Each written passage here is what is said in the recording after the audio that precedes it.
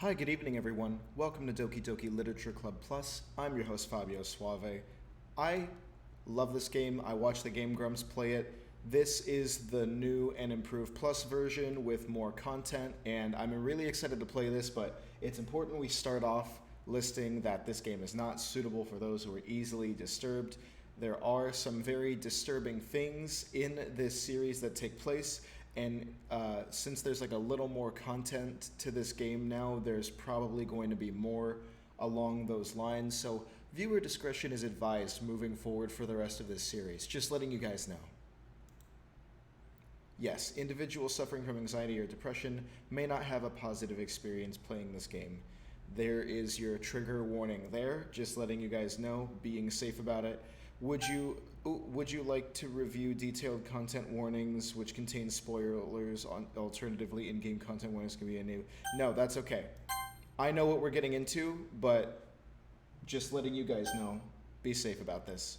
We agree that we've noted the game's age rating in your region. You consent to your exposure of highly disturbing content. Yes, a dating simulator about a poetry club is that serious. But let's get into it.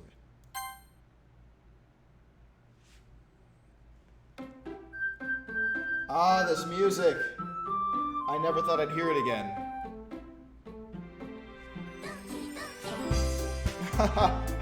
Welcome to Doki Literature Club, everybody. I'm your host, Fabio Suave. We're getting right into this awesome, beautiful game. It's a dating simulator. I've never played one of these before. I know about this game. And, is my music too loud? Feel as if it might be, sorry. Okay. You know what, we'll handle that here.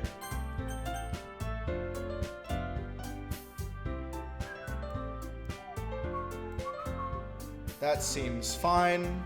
Text size, text speed.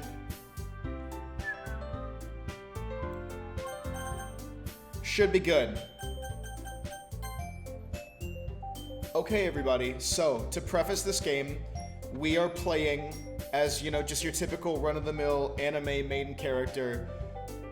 Doesn't have much of a social life, lives next door to some cute girl he's grew up with all his childhood, and we get coerced into joining this literature club with all of these beautiful young ladies as our new friends, and we just see how things go, honestly. So let's get into it. I don't know exactly what to expect in terms of how this playthrough is going to go, because I know what happens, but this is the new Doki Literature Club Plus.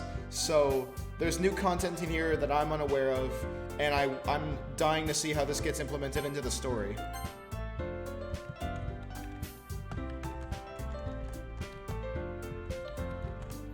Should we just do Fabio or Fabio Suave? Just Fabio.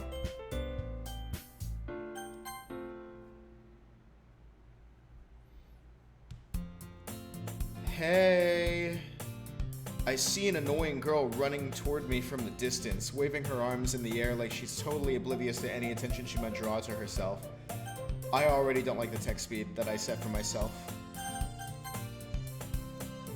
That girl is Sayori, my neighborhood friend since we were children. You know, the kind of friend you never see yourself making today, but just kind of works out because you've known each other for so long.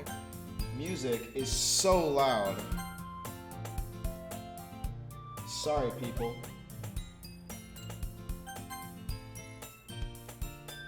We used to walk to school together on days like this, but starting around high school, she would oversleep more and more frequently, and I would get tired of waiting up.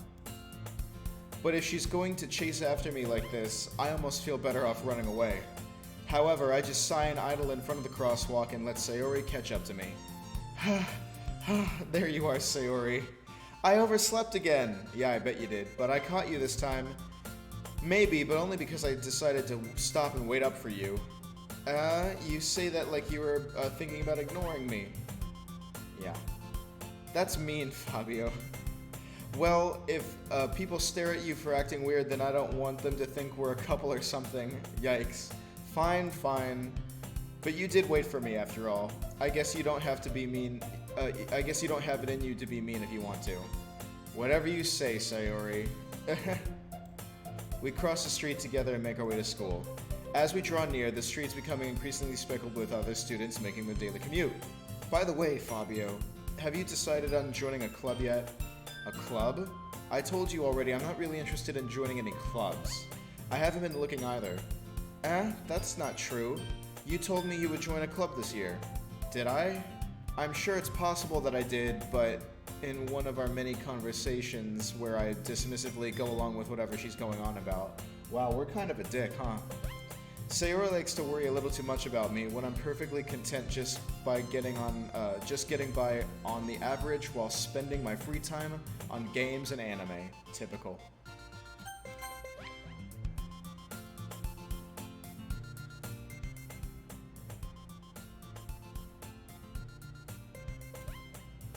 Much better. Uh-huh. I was talking about how I'm worried that you won't learn how to socialize or have any skills before college. Your happiness is really important to me, you know. And I know you're happy now, but I'd die at the thought of seeing you become a need in a few years because you're not used to the real world. You trust me, right? Don't make me keep worrying about you. Alright, yeah. I'll look at a few clubs if it makes you happy. No promises, though. Will you at least promise me you'll try a little? Yeah, I guess I'll promise you that. Yay! Why do I let myself get lectured by such a carefree girl? More than that, I'm surprised I even let her relent to her. More than that, I'm surprised I even let myself relent to her. Wow, this game is not for people on a low reading level, sorry. I guess seeing her worry so much about me makes me want to ease her mind up at least a little bit, even if she does exaggerate everything inside of her head. That's a weird assumption to make. The school day is as ordinary as ever, and before you know it, it's over. After I pack up my things, I stare blankly at the wall, looking for an ounce of motivation. Clubs. Sayori wants me to check out some clubs. I guess I have no choice but to start with the anime club. Hello, Sayori? Sayori must have come into the classroom while I was spacing out. I look around and realize that I'm the only one left in the classroom. I thought I'd catch you coming out of the classroom, but I saw you just sitting here and spacing out, so I came in. Honestly, you're even worse than me sometimes. I'm impressed. I don't know about that. You don't need to wait up for me if it's going to make you late to your own club. Well, I thought you might need some encouragement, so I thought, what? Well, that you could come to my club. Sayori. Yeah? There's no way I'm going to your club. Meanie? Sayori is vice president of the literature club. Not that I was ever, aware that she had any interest in literature. In fact, I'm 99% sure she only did it because she thought it would be fun to help start a new club. Since she was the first one to show her interest after the one who proposed the club, she inherited the title vice president. That said, my interest in literature is guaranteed to be even less. Yeah, I'm going to the anime club. Come on, please. Why do you care so much anyway? Well, I kinda told the club yesterday I would be bringing in a new member. And Natsuki made cupcakes and everything.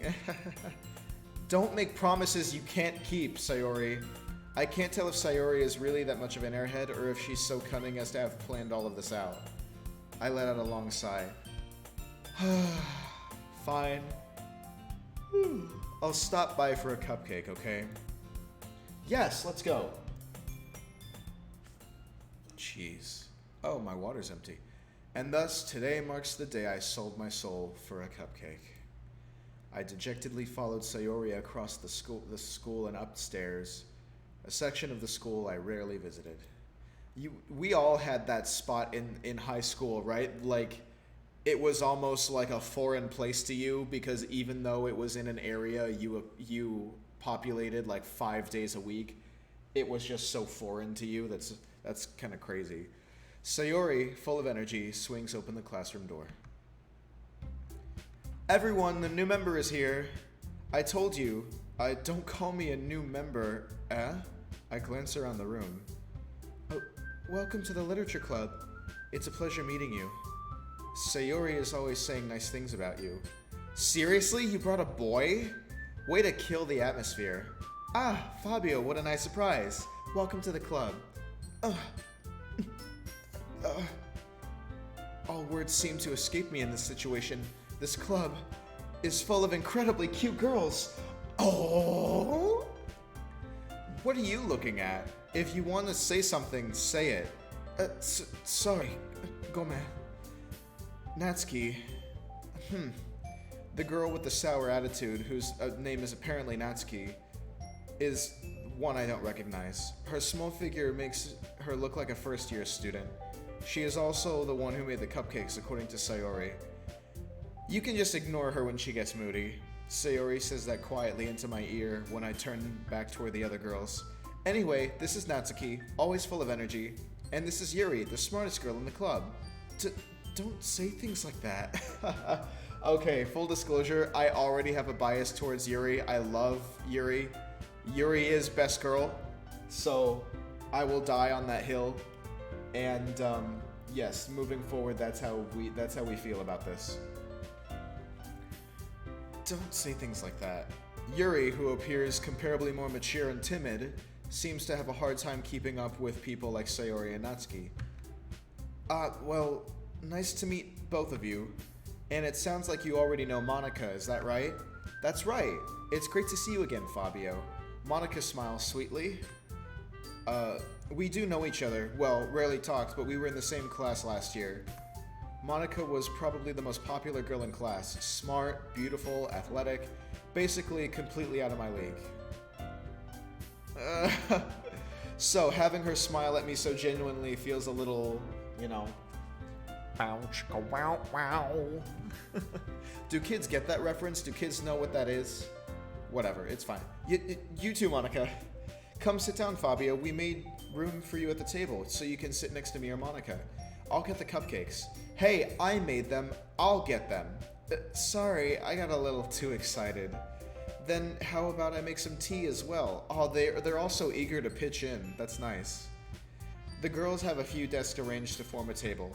As Sayori mentioned, it's been widened so that there's one space next to Monica and one space next to Sayori. Natsuki and Yuri walk over to the corner of the classroom where Natsuki grabs a wrapped tray and Yuri opens the closet. Still feeling awkward, I take a seat next to Sayori. Natsuki proudly marches back to the table, tray in hand. Okay, are you ready? Ta-da! Whoa! Sugoi! Natsuki lifts the foil off the tray to reveal a dozen white, fluffy cupcakes decorated to look like little cats. Oh, neko desu ka? The whiskers are drawn with icing, and little pieces of chocolate were used to make the ears. Aw, so cute, kawaii desu. I had no idea you were so good at baking, Natsuki. Well, you know. Just hurry and take one. Sayori grabs the first one, then Monica. I follow. It's delicious. Itadakimasu. Sayori talks with her mouth full and... Oh, yeah. Sayori talks with her mouth full and has already managed to get icing on her face. I turn the cupcake around with my fingers, looking for the best angle to take a bite. Natsuki is quiet. I can't help but notice her sneaking glances in my direction. Is she waiting for me to take a bite? I finally bite down. The icing is sweet and full of flavor. I wonder if she made it herself. This is really good. Thank you, Natsuki. Why are you thanking me? It's not like haven't I heard this somewhere before? Made them for you or anything. Aw. I thought you technically did. Sayori said, well, maybe, but not for you, you know, baka. Dummy. Sussy baka. Oh man, now that is a thing nowadays, this shit takes on a whole new vernacular. Alright, I guess I'm a sussy baka, whatever. I give up on Natsuki's weird logic and lingo, for that matter, and dismiss the conversation. Oh.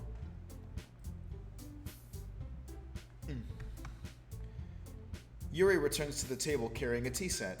She carefully places a teacup in front of us before setting down the teapot to next to the cupcake tray. You keep a whole tea set in this classroom? Don't worry, the teachers gave us permission. After all, doesn't a hot cup of tea, help you enjoy a good book? I guess. Don't let yourself get intimidated. Yuri's just trying to impress you. That's not... Insulted, Yuri looks away. I meant that, you know... I believe you. It's okay, Yuri.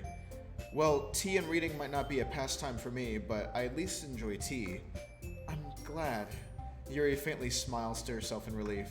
Monica raises an eyebrow, then smiles at me. So, what made you consider joining the literature club? I was afraid of this question. Something tells me I shouldn't tell Monica that I was practically dragged here by Sayori. Well, I haven't joined any clubs yet, and Sayori seems really happy here, so... That's okay, don't be embarrassed. We'll make you feel right at home, okay? As president of the literature club, it's my duty to make the club fun and exciting for everyone. Monica, I'm surprised. How come you decided to start your own club? You could probably be a board member for any of the major clubs. Weren't you a leader of the debate club last year? Well, you know, to be honest, I can't stand all of the politics around the major clubs. It feels like nothing but arguing around the budget and about the budget and publicity and how to prepare for events. I'd much rather take something I personally enjoy and make something special out of it. That's a great way to go. Oh, good for you, Monica. My God. And if it encourages others to get into literature, then I'm fulfilling that dream. Monica really is a great leader. Yuri nods in agreement. Then I'm surprised there aren't more people in the club yet. It must be hard to start a new club. You could put it that way. Not many people are interested in putting out all the effort to start something brand new, especially when it's something that doesn't grab your attention, like literature. I can attest to that. Books are not exactly my bag, but I am intrigued to get into the world of reading. It really helps your imagination and attention span, I believe. Hey, look, a butterfly. What? I'm sorry. You have to... Ooh, pretty sounds. I need water. Is it dinner time yet? No, I already ate. Attention, sorry. Attention span. I did that on purpose. I swear I'm not ADHD like that. You have to work hard and convince people that you're both fun and worthwhile. But it makes school events like the festival that much more important. I'm confident we can really grow this club before we graduate. Right, everyone? Yeah, we'll do our best. You know it! With everyone enthusiastically agrees. Such different girls, all interested in the same goal. Monica must have worked really hard to find these three. Maybe that's why they're all so delighted by the idea of a new member joining, though I still don't really know if I can keep up with their level of enthusiasm about literature. So, Fabio, what kind of things do you like to read?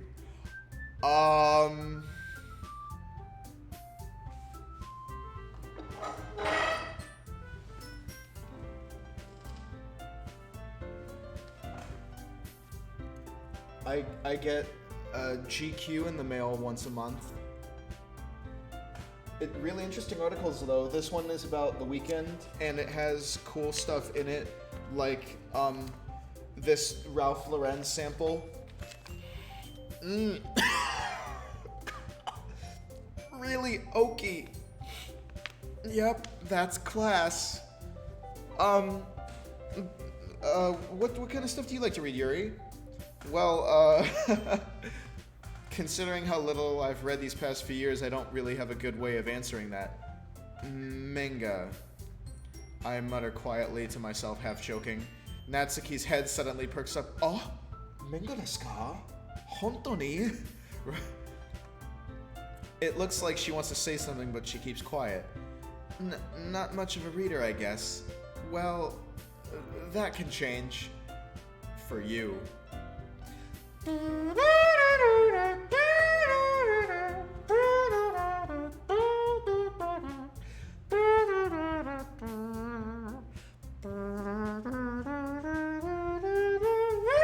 Okay, I'll stop. Sorry.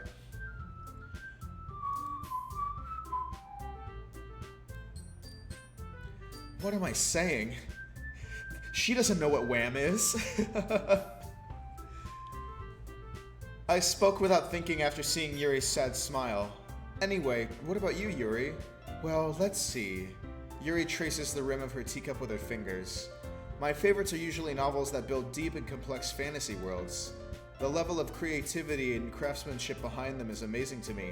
I've got a deep and complex fantasy for you, Yuri. What? Nothing. Storytelling, books, manga.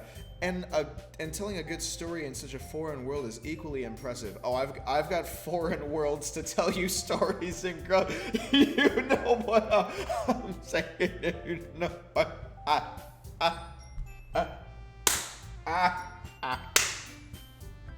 Okay, I'm sorry, excuse me. Yuri goes on, clearly passionate about her reading. She seems so reserved and timid since the moment I walked in, but it's obvious by the way her eyes light up that she finds her comfort in the world of books, not people. I'll tell you what though, guys, real talk, get you a girl that just loves reading more than anything else. She will be the best to talk to. She has a ton of stories for you. Her imagination is like a multiverse, and they're always really sweet and kind and very, very pretty. But you know, I like a lot of things. You and me both, Yuri. Stories with deep psychological elements truly immerse me as well. Oh, so she's a critical thinker.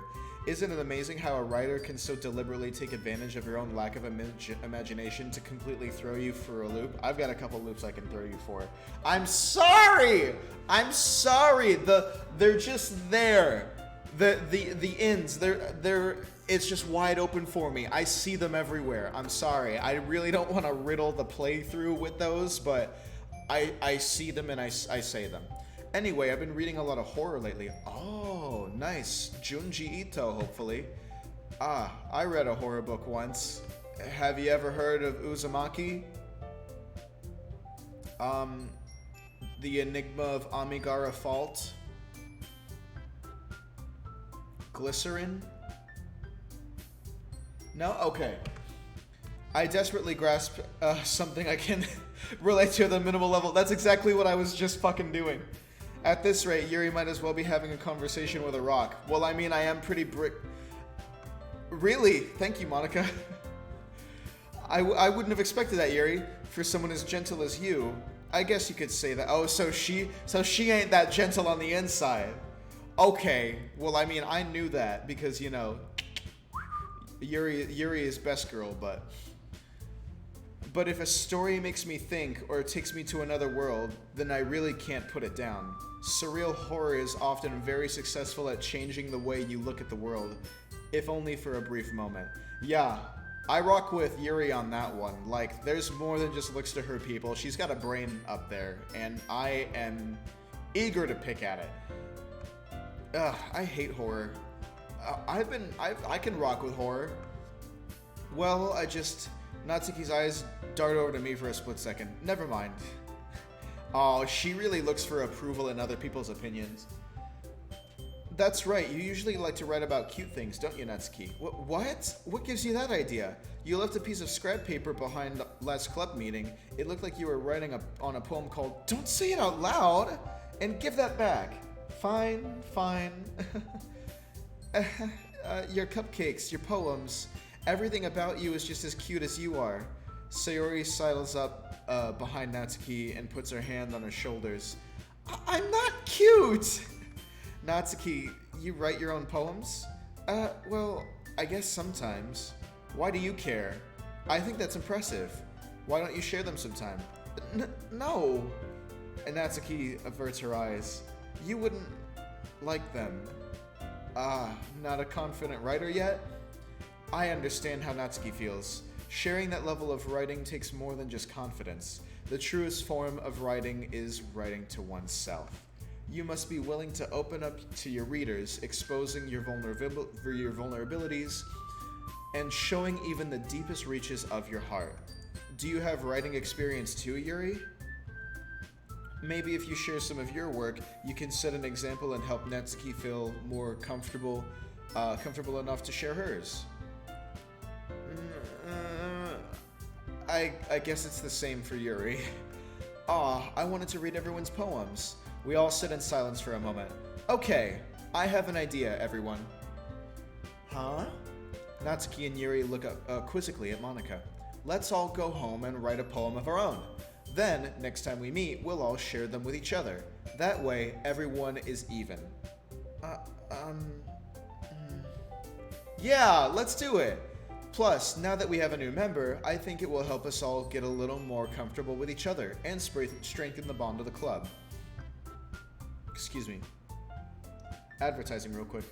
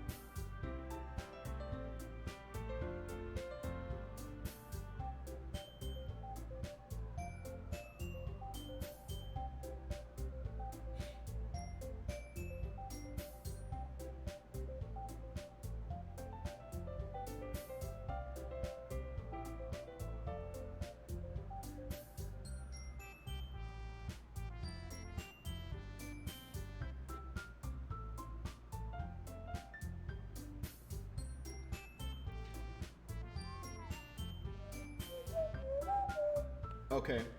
Thanks for holding, everybody. Isn't that right, Fabio? Monica smiles warmly at me once again. Hold on, there's still one problem. Huh? What's that? Now that we're back to the original topic of me joining the club, I bluntly come forth with what's been on my mind the entire time. I never said I would join this club. Sayori may have convinced me to stop by, but I never made any decision. I still have other clubs to look at, and, I lose my train of thought. All four girls stare back at me with dejected eyes. But, I'm sorry, I thought, Fabio, how am I the villain in this? I didn't agree to anything. You can't lock me into this. Nobody's my baby mama yet. You all, I'm defenseless against these girls. How am I supposed to make a clear-headed decision when it's like this? That's it. That is, if I'm writing poems... that is, if writing poems is the price I need to pay in order to spend every day with these beautiful girls, Soka. Okay, I've decided then. I'll join the literature club.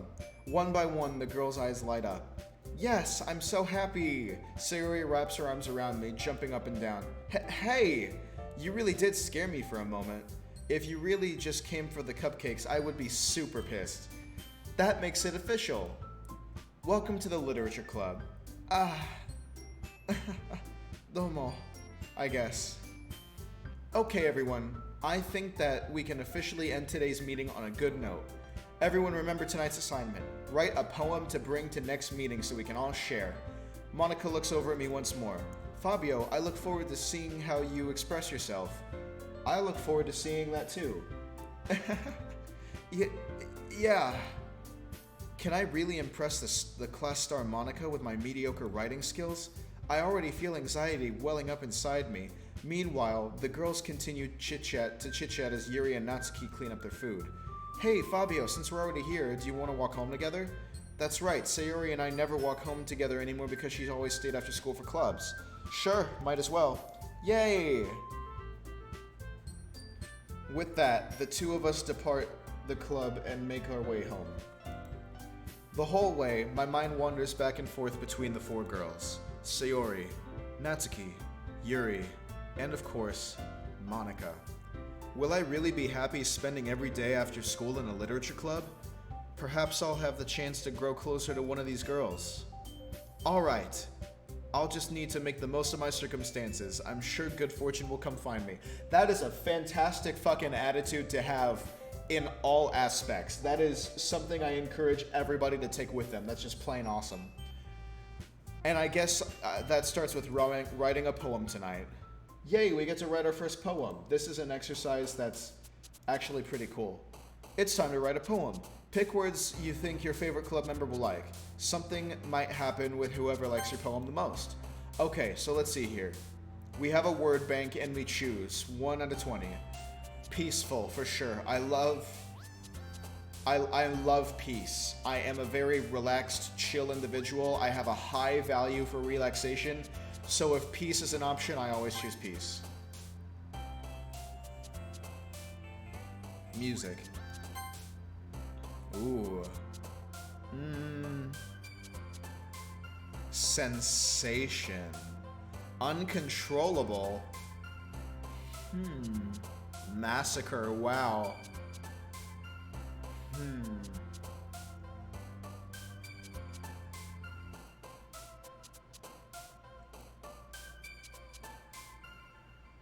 I don't know why I'm struggling on this one. Uncontrollable.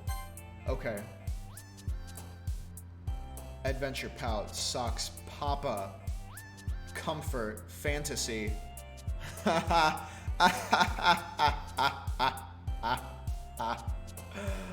Vivid, destiny, cry, spinning. I want to go with fantasy.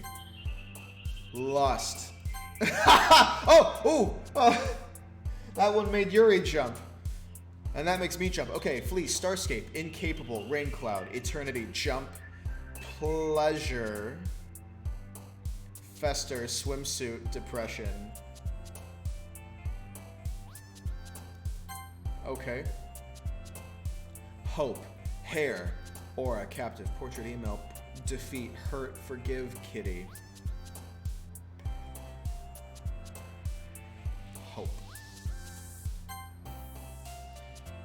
Dark, ooh, disaster, raindrops, loud, electricity, flower, whirlwind, breathe.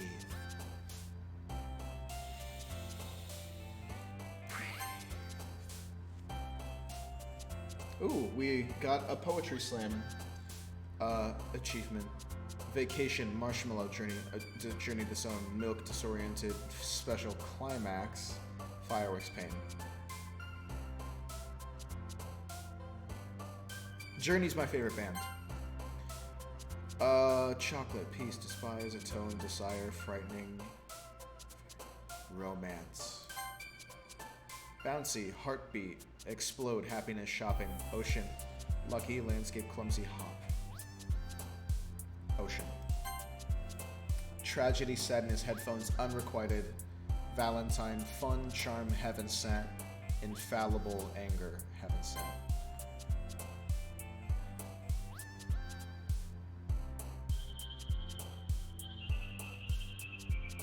Philosophy or intellectual, maybe time. Nature, friends, broken, giggle, lazy twirl, together, puppy, horror, precious. Together. Insieme. Unrestrained. That's a bold word. Extraordinary, vertigo, cheer, incongruent, misery, pure, hopeless whistle analysis, unrestrained. Kiss, judgment, rose, embrace, skipping, effulgent, color, playground, empty, awesome. Kiss. Disarray, daydream, nibble, childhood, ribbon, candy, clouds, question, shame, flying. None of these really. Daydream. Unstable, contamination, existence, vitality, bunny, graveyard, crimson, fireflies, essence, fluffy.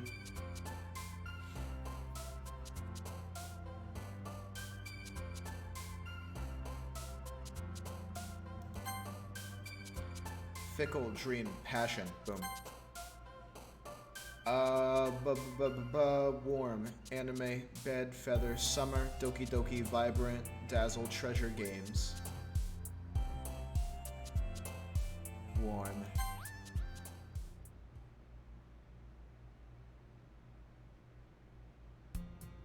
Hi again, Fabio. Glad to see you didn't run away on us. Nah, don't worry. This might be a little strange for me, but at least I keep my word. Well, I'm back at the literature club. I was the last to come in, so everyone else is already hanging out. Thanks for keeping your promise, Fabio. I hope this isn't too overwhelming of a commitment for you. Nonsense. Making you dive headfirst into literature when you're not accustomed to it. Oh, come on. Like he deserves any slack. Sayori told me you didn't even want to join any clubs this year. And last year too. I don't know if you plan on just, I don't know if you plan to just come here and hang out or what, but if you don't take us seriously, then you won't see the end of it.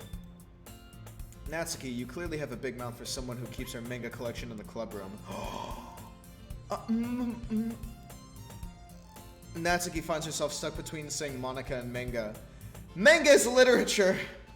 Swiftly defeated, Natsuki plops back into her seat. Don't worry, guys. Fabio always gives his best as long as he's having fun.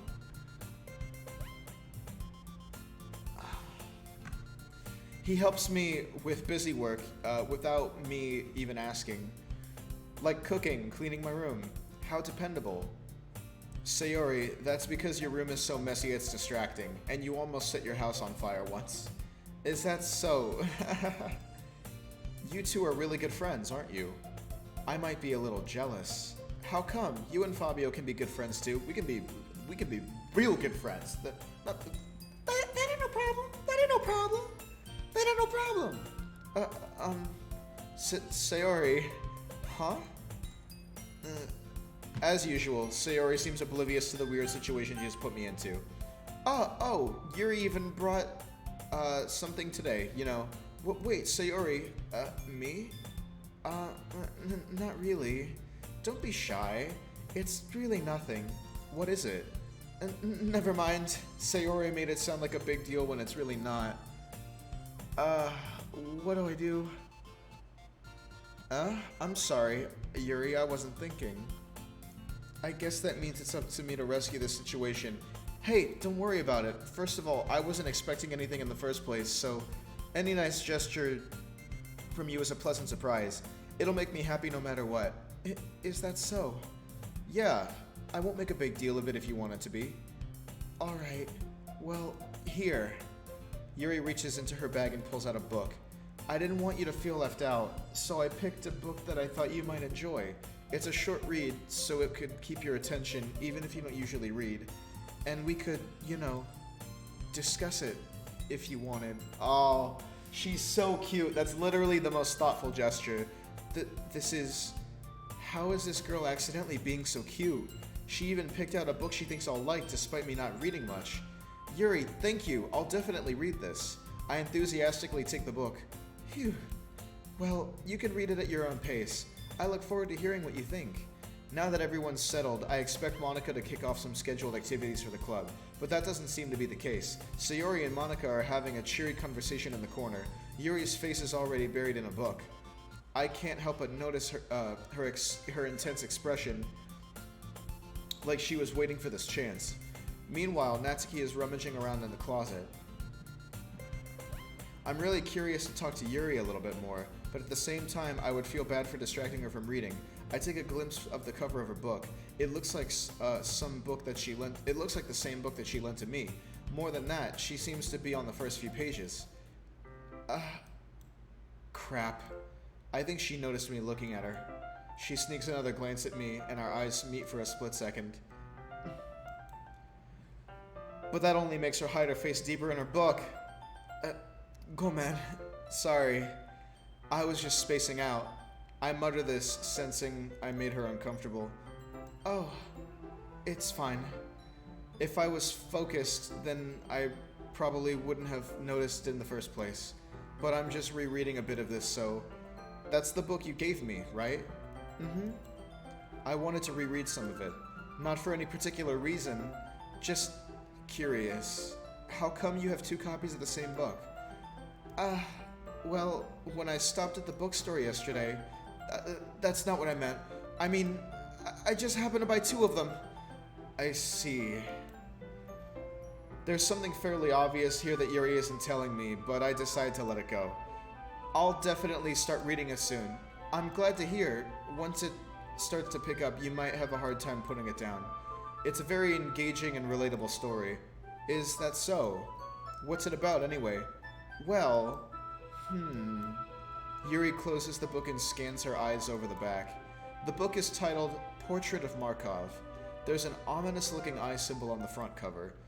Alright. I just wanted to make sure I don't accidentally give anything away. Basically, it's about this girl in high school who moves with her long-lost younger sister, but as soon as she does so, her life gets really strange. She gets targeted by these people who escape from a human experiment prison, and while her life is in danger, she needs to desperately choose who to trust. No matter what she does, she ends up destroying most of her relationships, and her life starts to fall apart. That's kind of dark, isn't it? Yuri made it sound like it was going to be a nice story, so that dark turn came from nowhere. Yuri gently giggles all of a sudden. Are you not a fan of that sort of thing, Fabio? No, it's not that. I mean, I can definitely enjoy those kinds of stories, so don't worry. I hope so. Yeah, I totally forgot Yuri is into those sort of things. She's so shy and reclusive on the outside, but her mind seems to be completely different. It's just that those kinds of stories, they challenge you to look at life from a strange new perspective. When horrible things happen not just because someone wants to be evil, but because they have their own goals or their own philosophy that they believe in. Why did I just think of Thanos? Then suddenly, when you thought you related to the protagonist, they're made out to be the naive one for letting their one-sided morals interfere with the villain's plan. I'm rambling, aren't I? Not again. I'm sorry. Hey, don't apologize. I haven't lost interest or anything. Sorry, that was a very poorly timed yawn to say that. Well, I guess it's alright then. But I feel like I should let you know that I have this problem. When I let things like books and writing fill my thoughts, I kind of forget to pay attention to other people.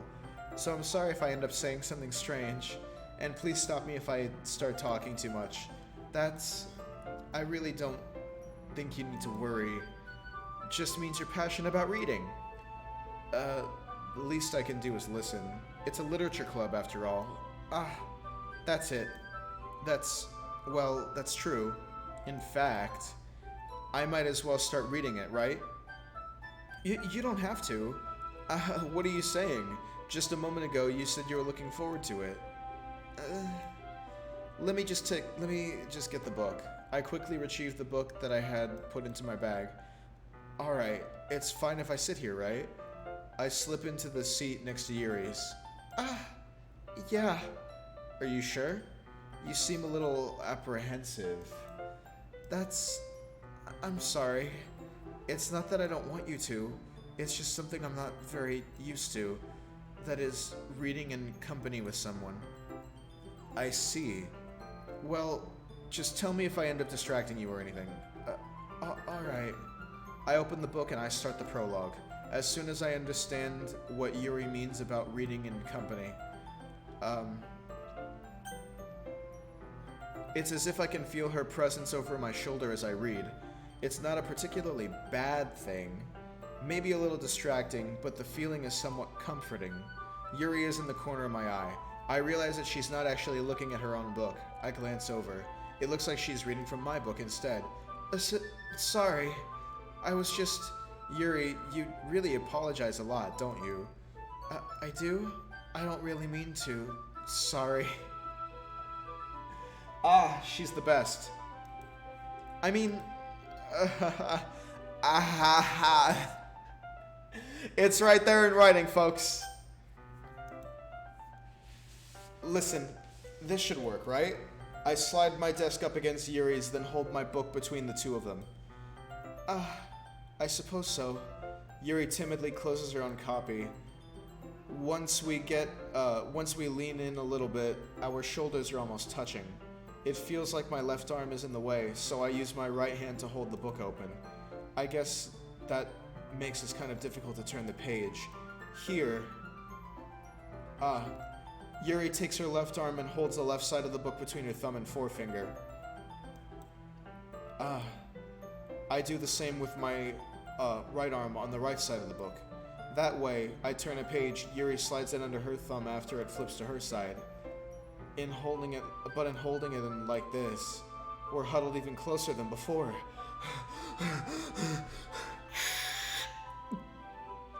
Girls! Oh! Okay. It's actually kind of distracting me. It's as if I can feel the warmth of Yuri's face, and she's in the corner of my vision. Are you ready? To turn the page. Sorry. I think I got a bit distracted for a second. I glance over at Yuri's face and our eyes meet. I don't know how I'll be able to keep up with her. That's okay. You're not as used to reading, right? I don't mind being patient if it takes you a bit longer. She is literally the sweetest thing. That means so much to me, even though it's the tiniest of gestures. It's probably the least I can do. Yes, it is, but it means the world. Yuri, you're the sweetest. Since you've been so patient with me, yeah, thanks. And for right now, I'm going to ask you guys to be patient with me because I absolutely need water. I am talking myself into lightheadedness. I'll be right back.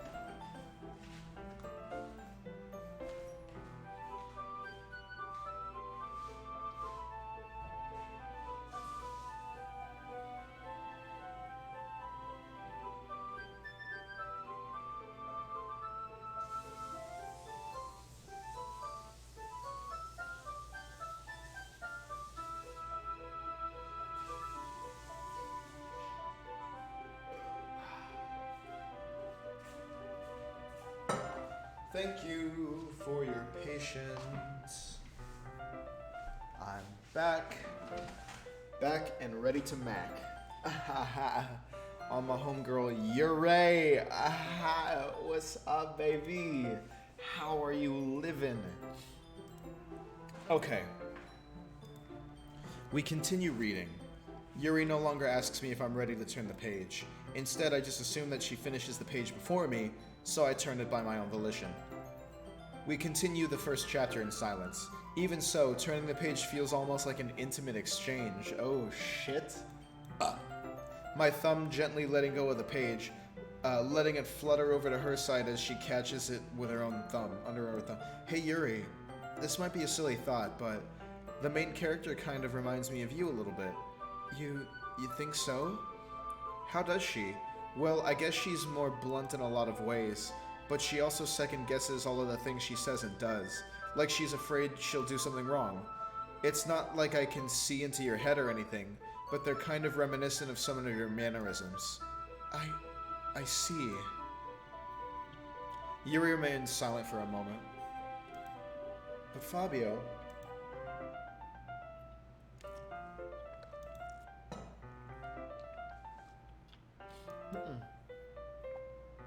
that's so embarrassing that you think that.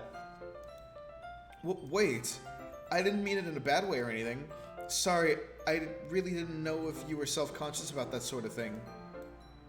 I guess I more meant that it's kind of cute. What are you saying all of a sudden? Okay, everyone. I think it's about time we share today's poems with each other. We might not have enough time if we wait too long. Yuri exhales, spared from finishing her thought. Is that alright, Yuri? You look kinda down. I'm sorry if you haven't been looking forward to this. It's fine. Yuri releases her hand from the book, causing it to close on top of my thumb. Alright. I guess I'll do some more reading tonight. Or would you prefer if I only read it with you? I guess I don't have too much of a preference either way. In that case, I'll read a little more tonight. It'll be fun to read with you after it picks up a bit, you know? That's good reasoning. In that case, feel free to finish the first 2 chapters in your own free time. Alright, I stand up. I make a mental note of where I left off in the book, then slip it back into my bag. By the way, did you remember to write a poem last night? Yeah. My relaxation ends. I can't believe I agreed to do something so embarrassing. I couldn't really find much inspiration since I've never really done this before. Well now that everybody's ready, why don't you find someone to share with? I can't wait! Sayori and Monica enthusiastically pull out their poems. Sayori's is on a wrinkled sheet of loose leaf torn from a spiral book. On the other hand, Monica wrote hers in a composition notebook. I can already see Monica's pristine handwriting from where I sit. Natsuki and Yuri reluctantly comply as well, reaching into their bags. I do the same myself. Who should I show my poem to first? Let's show it to... Monica will probably be nice. Should be the most accepting. I'll start with Monica. Yesterday, she seemed eager to read my poem, and I wanted to know I'm putting in effort. Hi, Fabio. Having a good time so far? Yeah. Good. Glad to hear it. By the way, since you're new and everything, if you ever have any suggestions for the club, like new activities or things that we can do better, I'm always listening. Don't be afraid to bring them up, okay? Alright, I'll keep that in mind. Of course, I'll be afraid to bring things up. I'm much better off just going with the flow until I'm more settled in. Anyway, want to share your poem with me? It's kind of embarrassing, but I guess I have to. Don't worry, Fabio. We're all a little embarrassed today, you know? But it's that sort of barrier that we'll all learn to get past soon. Yeah, that's true. I hand Monica my poem. Great job, Fabio. I was going ooh in my head while reading it. It's really metaphorical. I'm not sure why. Excuse me. But I didn't expect you to go for something so deep. I guess I underestimated you. Yeah, I go real deep. Yeah, it's easiest for me to keep everyone's expectations low. That way. Shit. It always comes in when it always counts when I put in some effort. That's not very fair. Well, I guess it worked anyway. You know that Yuri likes this kind of writing, right? Writings that's full of imagery and symbolism, unlike Sayori, who likes using simple and direct words to describe happiness and sadness. Yuri likes it when readers are left to derive their own meaning out of it. It's very challenging to write like that effectively, both allowing people to get something out of it just by feel, or letting them deeply analyze all of the nuances. It can take years of practice, which I'm assuming Yuri has at this point. I never really asked, though. I'm sure I'm nowhere near her level yet. Don't worry so much about that. You do your own thing. You do you, boo-boo. Just keep exploring, and learn by trying new things. That is also pretty solid advice. That's super cool. I'm sure I'll end up trying different things a lot. It could take a while before I feel comfortable doing this. That's okay. I'd love to see you try new things. That's the best way to find the kind of style that suits you. Everyone else might be a little biased towards their own kinds of styles, but I'll always help you find what suits you the most. So don't force yourself to write the way everyone else wants you to write. It's not like you have to worry about impressing them or anything. Yeah,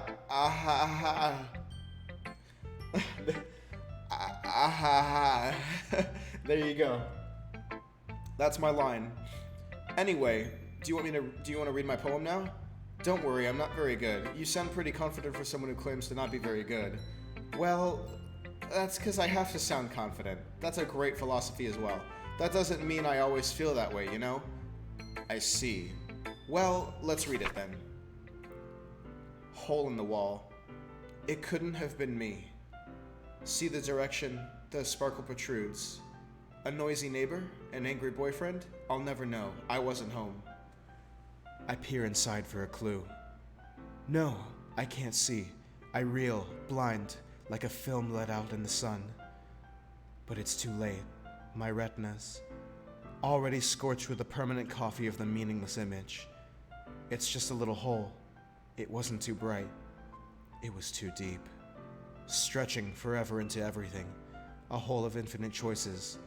I realize now that I wasn't looking in, I was looking out, and he, on the other side, was looking in. Deep it, bro. Snaps all around. Poetry's tough, that shit rocks. So, what do you think? Monica, holy shit. They should have had you at the inauguration, goddamn. It's very freeform, if that's what you call it. Sorry, I'm not really the right person to ask for feedback. It's okay. Yeah, I like that, that kind of style has gotten very popular nowadays. That is, a lot of poems have been putting emphasis on the timing between words and lines. When performed out loud, it can be really powerful. What was the inspiration behind this one? Well, I'm not sure if I know how to put it. I guess you could say that I had some kind of epiphany recently. It's been influencing my poems a bit. An epiphany? Yeah, something like that. I'm kind of nervous to talk about deep stuff like that because it's kind of coming on strongly. Well, maybe after everyone is better friends with each other. Anyway, here's Monica's writing tip of the day. Sometimes when you're writing a poem or a story, your brain gets too fixated on a specific point. If you try so hard to make it perfect, then you'll never make any progress. Just force yourself to get something down on paper and tidy it up later. Another way to think about it is this.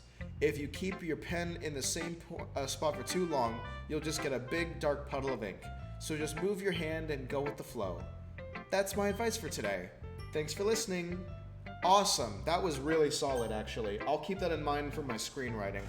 Guys, if I streamed my screenwriting process, would you help me write a script? Because I've been interested in doing that recently.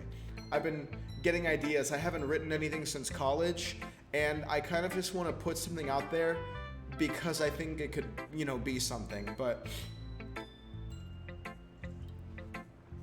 in the meantime, here we are playing video games, dating anime girls. Let's show it to Sayori next. This is a good poem, Fabio. Are you sure this is your first time? Of course. It's not that good. Am I the kind of guy who would be writing poems in his spare time? I guess you're right. But that's why it impressed me. Well, to be honest, I was afraid that you wouldn't do it seriously, or that you wouldn't write one at all. I'm really happy that you just wrote one. It reminds me of how you're really a part of the club now. Not to mention the fact that I'm standing in front of you in the club room. Well, of course. I'm not really into it yet, but that doesn't mean I'll break my promise. See? It's like you said before, Fabio. It's like I said before, Fabio. Deep down, you're not selfish at all, Trying new things, like this is for other people. That's something that only really good people do. Thanks, Sayori. I'm not sure if Sayori sees the full picture of my motive here. Then again, I can't deny she's part of the reason I joined. Knowing how much of this means to her and all.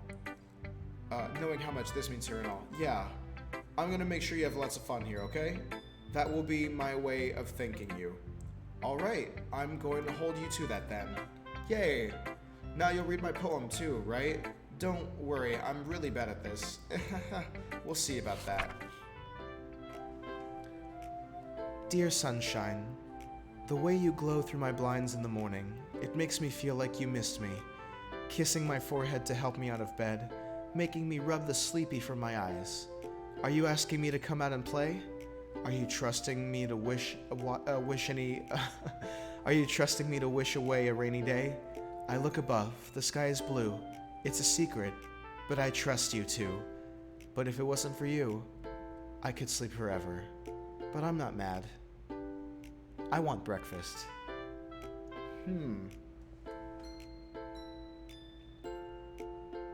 Really divisive ending there. If it wasn't for you, I could sleep forever. But I'm not mad. I want breakfast. I guess she's saying she would love the sleep, but she's happy that the sun woke her up. Sayori, this is just a guess, but did you wait until this morning to write this? No, just a little bit. You can't answer just a little bit to a yes or no question. I forgot to do it last night. Well, at least that makes me feel a little better about myself. Don't be mean, sussy baka. I still tried my best. Yeah. I didn't mean to say that it was a bad poem. It came out nice, or how should I put it? It sounds like you. Really? Yeah, especially that last line. I made eggs and toast. Even though you were late to school, it's bad to skip breakfast. I'm with her on that. Breakfast is the most important meal of the day. Serving it up Gary's way. Pop! I get all cranky. Well, I guess there's no point in arguing.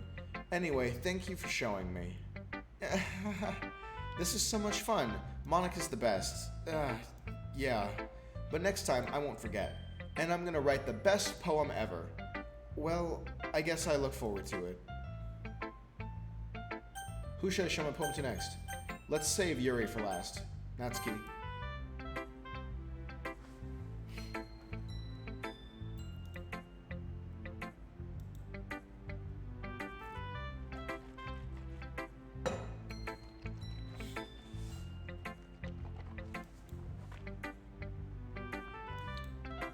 It's not like I said it was bad. It just didn't evoke any emotions. Okay, bitch. So basically, it's not cute enough for your tastes? Oh, we went there. Do you want to get smacked? I'll pass. Well, anyways. I guess I need to show you mine. Not that you'll like it. Eagles can fly. Monkeys can climb. Crickets can leap. Horses can race. Owls can seek. I love owls. Eagles can fly. People can try. But that's about it. That's really cute. I like that. I think that's really cool. Yeah.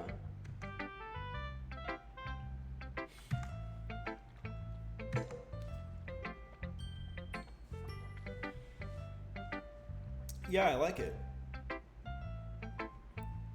Well, because everyone in high school thinks that writing has to be all sophisticated and stuff, so people don't even take my writing seriously. But isn't the point of poems is for people to express themselves? Your writing style wouldn't make your message any less valid. Yes, exactly. I like it when it's easy to read, but it's hard, but hits you hard. Like in this poem, seeing everyone around you do great things can be really disheartening.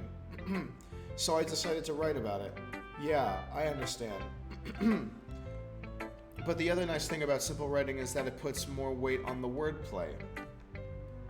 Like I set up a rhyme at the end, but I made it fall flat on purpose. It helps bring out the feeling in the last line. So you did. Yeah, that was pretty effective. I guess more went into it than I realized. That's what it means to be a pro. I'm glad you learned something. Didn't expect that from the youngest one here, did you? Yeah, guess not. I decided to humor her with that last comment. I don't really care how old everyone is, but even if Natsuki is feeling proud, then I won't take that away from her. That's really sweet of us to let her have that shining moment. Okay, let's circle on back to the best girl. Also, give me just a second. I'm curious who's streaming this right now.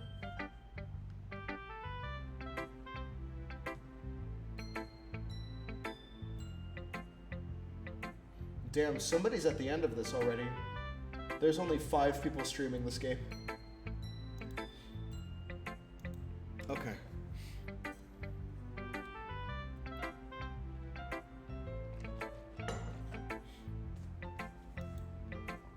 As Yuri reads the poem, I notice her eyes lighten. Exceptional. What was that? Did I say that out loud? Yuri covers her mouth, first covers her mouth, but ends up covering her whole face. He's gonna hate me.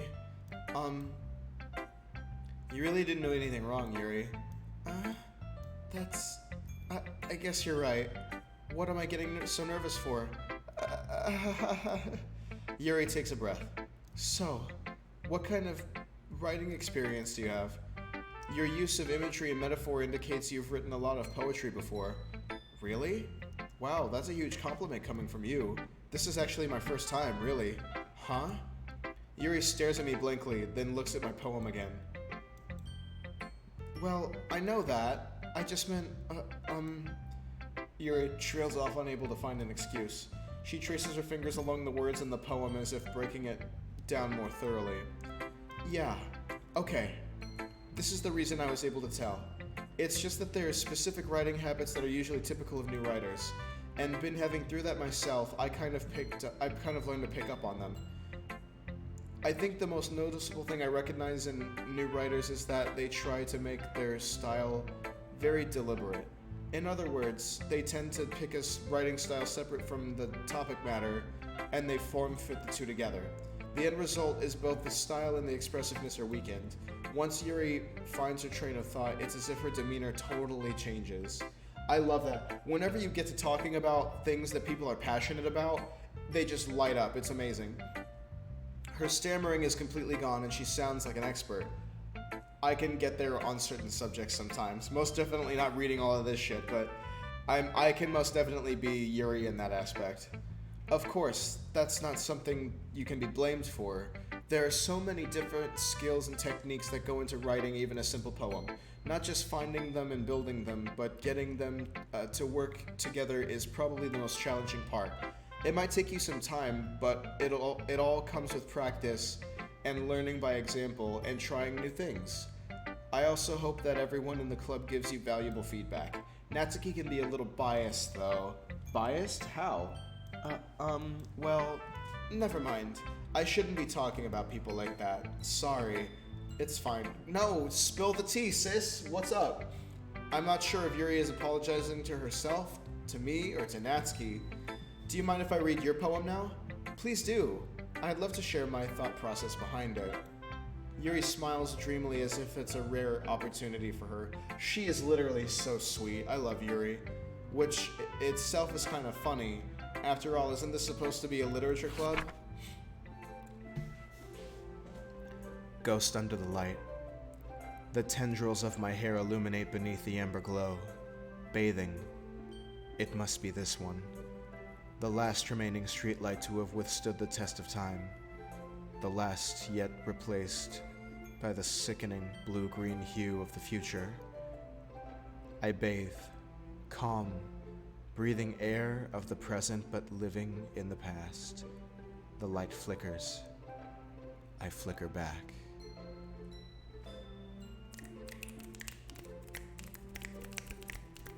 Brava, Yuri. Amazing, amazing shit. I'm sorry, I have such terrible handwriting. What? I wasn't thinking that at all. But you took a long time to read. Well, I just don't read script very often. I actually think your handwriting is pretty. That's a relief. I also liked the poem. Even though it's short, it was really descriptive. It wasn't too short. It wasn't too short? I usually write longer poems. Not at all. I'm really glad you like it. I'll be honest, since it's our first time sharing, I wanted to write something a little more mild. Something easy to digest, I suppose. Are you into ghosts, Yuri? Actually, the story isn't about a ghost at all, Fabio. Really? I must have totally missed the point. Well, I suppose you did glance over it after all, but remember that poets often express their own thoughts, feelings, and experiences in their work. They usually do more than tell a simple story or paint a picture. In this case, perhaps the subject of the poem is only being symbolically compared to a ghost, lingering in her last remaining place of comfort, unable to let go of the past, and soon to be left with nothing. That's a lot more solemn putting it that way. I haven't even thought of that. That's impressive. It really is. It's nothing really. Yours was impressive too, so nah. If anything, I could probably learn a thing or two from you. You think so? I know so. Yeah, of course. You know, I was really nervous about doing all this, but in the end, I enjoyed it. I'm going to keep doing my best for you, Fabio. Oh. Music to my ears. Oh, she's speaking my love language. Me too. Phew. I guess that's everyone. Water sip, excuse me.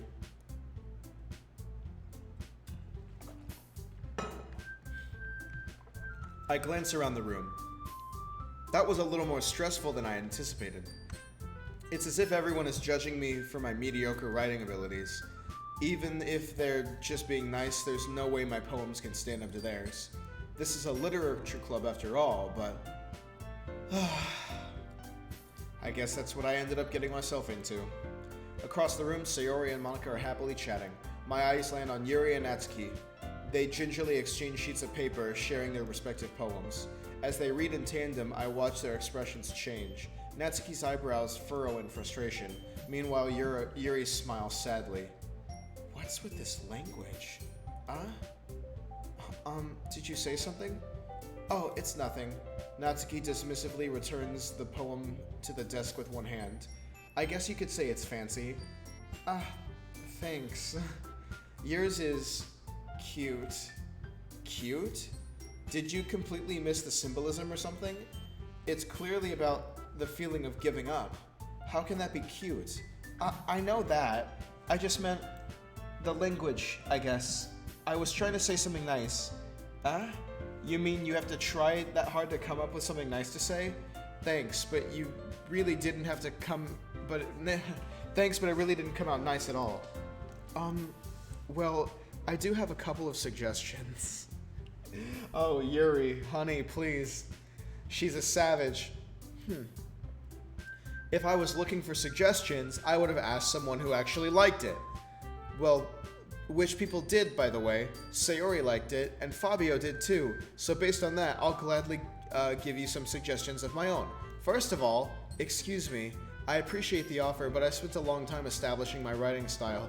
I don't expect it to change anytime soon, unless of course I come across something particularly inspiring, which I haven't yet. And Fabio liked my poem too, you know, even though he told me he was impressed by it. Natsuki suddenly stands up. Oh? I didn't realize you were so invested in trying to impress our new member, Yuri. That's not what You're just... Yuri stands up as well. Maybe you're just jealous that Fabio appreciates my advice more than he appreciated yours. Huh? And how do you know he appreciated how do you know he didn't appreciate my advice more? Are you that full of yourself? No. If I was full of myself, I would deliberately go out of my way to make everything overtly cutesy. Oh shit. Is everyone okay? Well, you know what? I wasn't the one whose boobs magically grew a size bigger as soon as Fabio started showing up. Oh no! Natsuki. Natsuki, that's a little... This doesn't involve you. Oh shit. I don't like fighting, guys. Suddenly, both girls run towards me as if they just noticed I was standing there. Fabio, she's just trying to make me look bad. That's not true. She started it. If she could get over herself and learn to appreciate that simple writing is more effective, then this wouldn't have happened in the first place. What's the point of making your poems all convoluted for no reason? The meaning should jump out at the reader, not force them to have to figure it out. Help me explain that to her, Fabio. Wait, there's a reason we have so many deep and expressive words in our language. It's the only way to convey complex feelings and meaning the most effectively. Avoiding them is not only unnecessarily limiting yourself, it's also a waste. You understand that, right, Fabio? How did I get dragged into this in the first place? It's not like I know anything about writing. but whomever I agree with, they'll probably think more highly of me. So of course, that's gonna be... Ah, shit. Ikaye, you're with us just in time. Dude, what do I do? Bro, these girls are coming for my neck. They just started arguing with each other about their writing styles for poetry, and now I don't know who to pick. Well, I know who to pick, but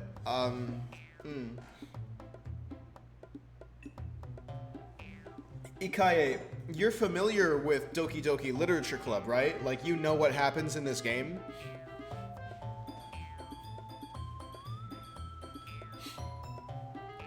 Yes, I do. Okay, great. Then we're all on the same page. Glad to know. Just wanted to be clear moving forward. Okay, so I'm a very, very biased individual. I do feel like Natsuki's in the right, but that's not gonna score me any brownie points with Big Titty Goth GF, so... Well, I kind of also want to play Mediator because they're both right. They both have very solid points, but... I'ma just let Sayori bail me out on this one. Nah, Yuri. Natsuki, you're right that I liked your poem. See? Wait, that's not an excuse for you to be so mean. You shouldn't pick a fight just because someone's opinion is different. Yeah, that is true. That is hella true. She's got you there. That's not what happened at all. Yuri wouldn't even take my poem seriously. Well... Yeah, that's her problem, though. That's entirely her interpretation. Not everybody has to like everything you do. I know you're the youngest here, but the first thing that you learn is that you cannot go about trying to just be liked by everybody, you know? Soka. Wakata. Yuri. You're a seriously talented writer. It's no secret that I was impressed. Well, that's... Here's the thing. Listen, I like you. You and I, we're like this. But no matter how simple or refined someone's writing style is, they're still putting feelings into it, and it comes from something really personal. That's why Natsuki felt threatened when you said her poem was cute. I see. Yeah, see, so I think no matter which one you pick, it would have appeased to all of them, but it still gives the brownie points to whomever you say. I didn't notice that I'm sorry. But Natsuki, you took it way too far. Yuri means well, and if you just told her how you felt, then this wouldn't have happened in the first place. Are you kidding? That's exactly what I did. It was her that... Natsuki, I think that's enough. You both said some things you didn't mean. Yuri apologized. Don't you think you should too? Natsuki clenches her fists. In the end, nobody has taken her side. She's trapped at this point, being defiant only because she can't handle the pressure. I end up feeling bad for her. Sometimes when I'm hurt, it helps to take a walk and clear my head. Sayori, she doesn't need to... You know what? I'm going to go do that. It'll spare me from having to look at all your faces right now. Ooh, that's icy. Without warning, Natsuki snatches her own poem up from the desk and storms out. Tough. On her way out, she crumples the poem with her hands and throws it in the trash. Aw, Natsuki. She really didn't need to do that. I look across the room. Yuri has her chin buried in her hands while she stares down at her desk. I gingerly approach her and sit in an adjacent chair. Everything alright? I'm so embarrassed. I can't believe I acted like that. You probably hate me now. No, I love how after check the game files occasionally. Yes, I'm well aware. I know. I think it's so funny that after all that back and forth, Yuri is most concerned about how we view her instead of Natsuki's feelings. Also, where are the game files for this hoe? I can't get to my home screen from here. Oh, there we go. Yes, I can.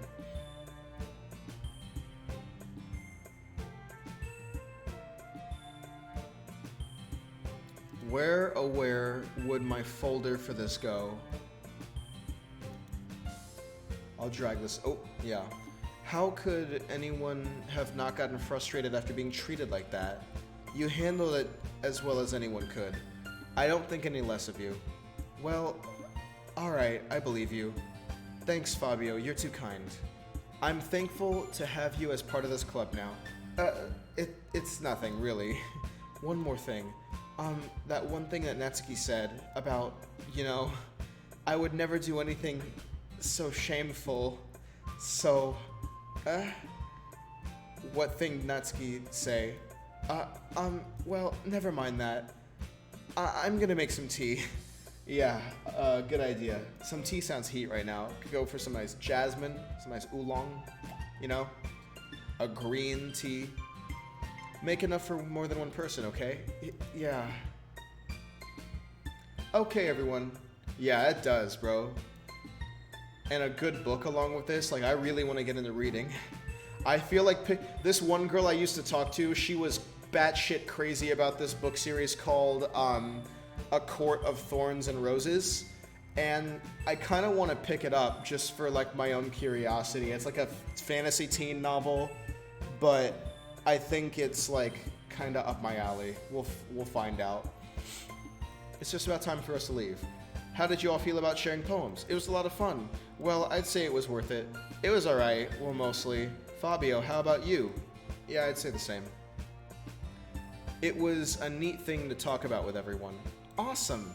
Well, in that case, we'll do the same thing tomorrow, and maybe you'll learn something from your friends, too. So your poems will turn out even better. I think to myself, I did learn a little more about the kinds of poems everyone likes. With any luck, that means I can at least do a better job impressing those I want to impress. I nod to myself with newfound determination. Fabio, ready to walk home? Sure, let's go. Ikuzo! Sayori beams at me. It truly has been a while since Sayori and I have spent this much time together. I can't really say I'm not enjoying it either. Sayori, about what happened earlier. What do you mean? Between Yuri and Natsuki. Does that kind of thing happen often? No. That's really the first time I've seen them fight like that. I promise their most wonderful shit. Haha. I'm bringing out the worst in these bitches, you know what I'm saying?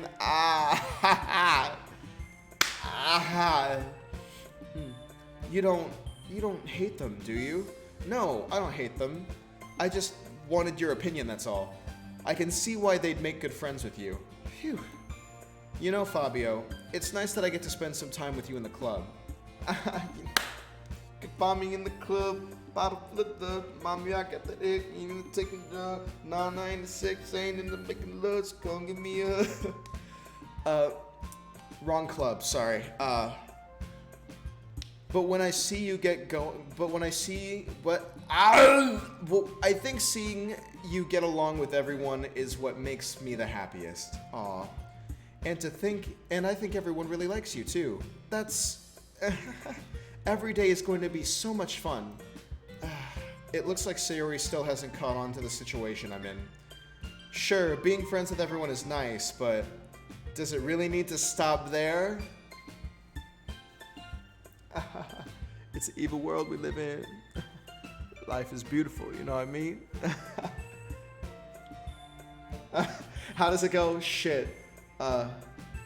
Dirty soda, Spike Lee, white girl, iced tea, Hendrix. That's too much sauce.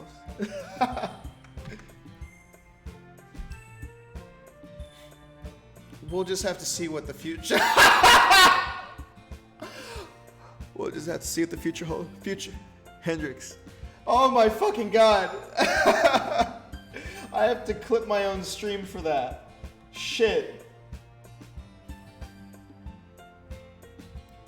Oh man. I hope you caught on to what I was doing there, Ikaye.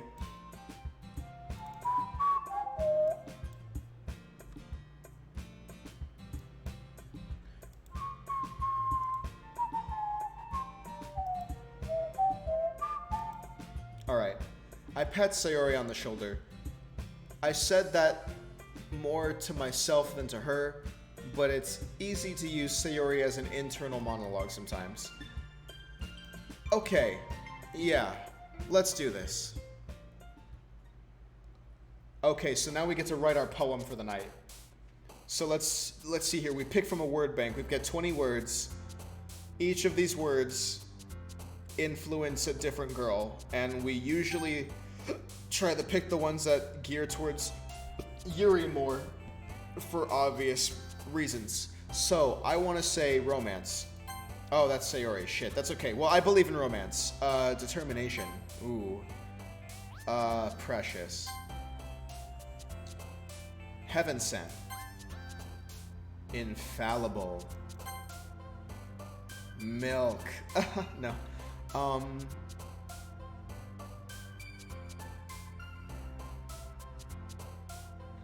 Summer.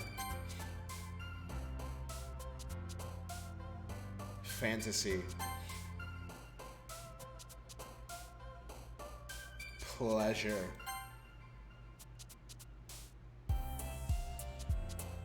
Boop.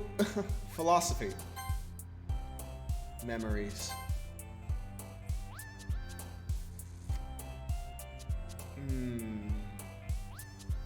Beauty.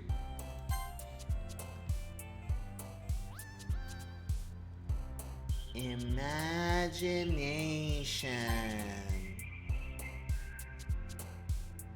Embrace. Damn, I keep accidentally picking the Sayori ones. Because I'm genuinely picking words that I prefer. I guess I have to be blunt with it. Graveyard. Rain cloud.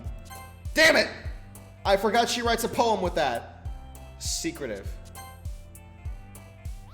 Frightening. Agonizing. Okay, that ought to be enough. Inferno. Vivacious.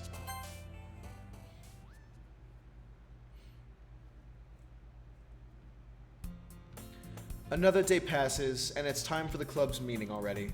I've gotten a little more comfortable here over the past couple days.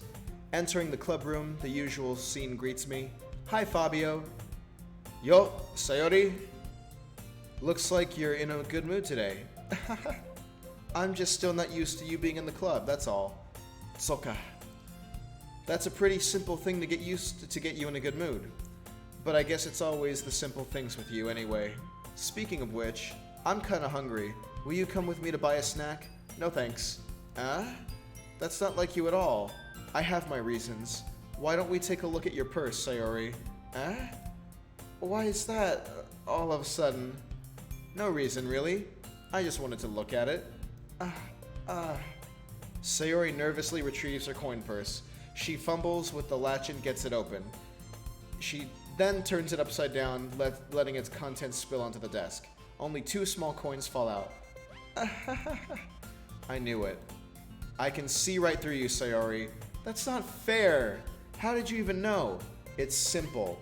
If you had enough money in the first place, you would have bought a snack before coming into the club room. So, either you're not hungry and wanted an excuse to take a walk, or you planned on conveniently forgetting that you spent all your money so that I would lend you some. But there's one more thing. You're always hungry. And so, that only leaves one option. Boss battle defeated. I give up. Don't make me feel so guilty.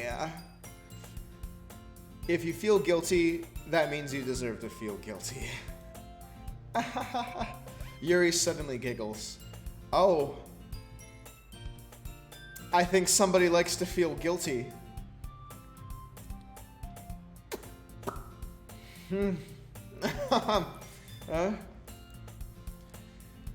I guess I didn't notice she was listening in. Oh, so she likes to watch and listen. Oh shit, hey. Hey girl. Hey girl, hey. Her face is in her book as always. I'm gonna let that one roll. I wasn't listening or anything. It was just something in my book. Yuri, tell Fabio to let me borrow some money. Don't get me involved like that, Sayori. Besides, you should only buy what you can responsibly afford. And frankly, after pulling a mischievous little stunt like that, your suffering is fair enough retribution. Damn, she's kinda cold. I like that. Did I just... I didn't mean that. I got too absorbed in my book. Girl, see, my homegirl Yuri is like Aaron Neville, right? She's gonna tell it like it is. I really like when you speak your mind, Yuri. It doesn't happen much, but it's a fun side of you. There's no way you could think that. Yeah, she's like, girl, I just let the bitch out, and you're gonna compliment me? You were right, though. I did something bad, and now I have to accept the revolution. Retribution. Tomato, potato. Still, coming from you, Sayori, I guess there's a little devil inside all of us, isn't there?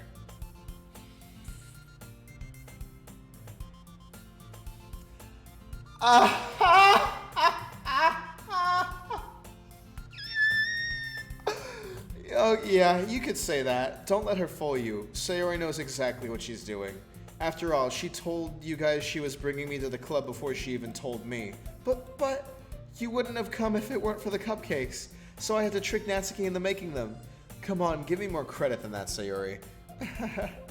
Out of nowhere, something smacks Sayori in the face and tumbles onto the desk. Oh! One of the 5 fingers. Say to the face. Smack!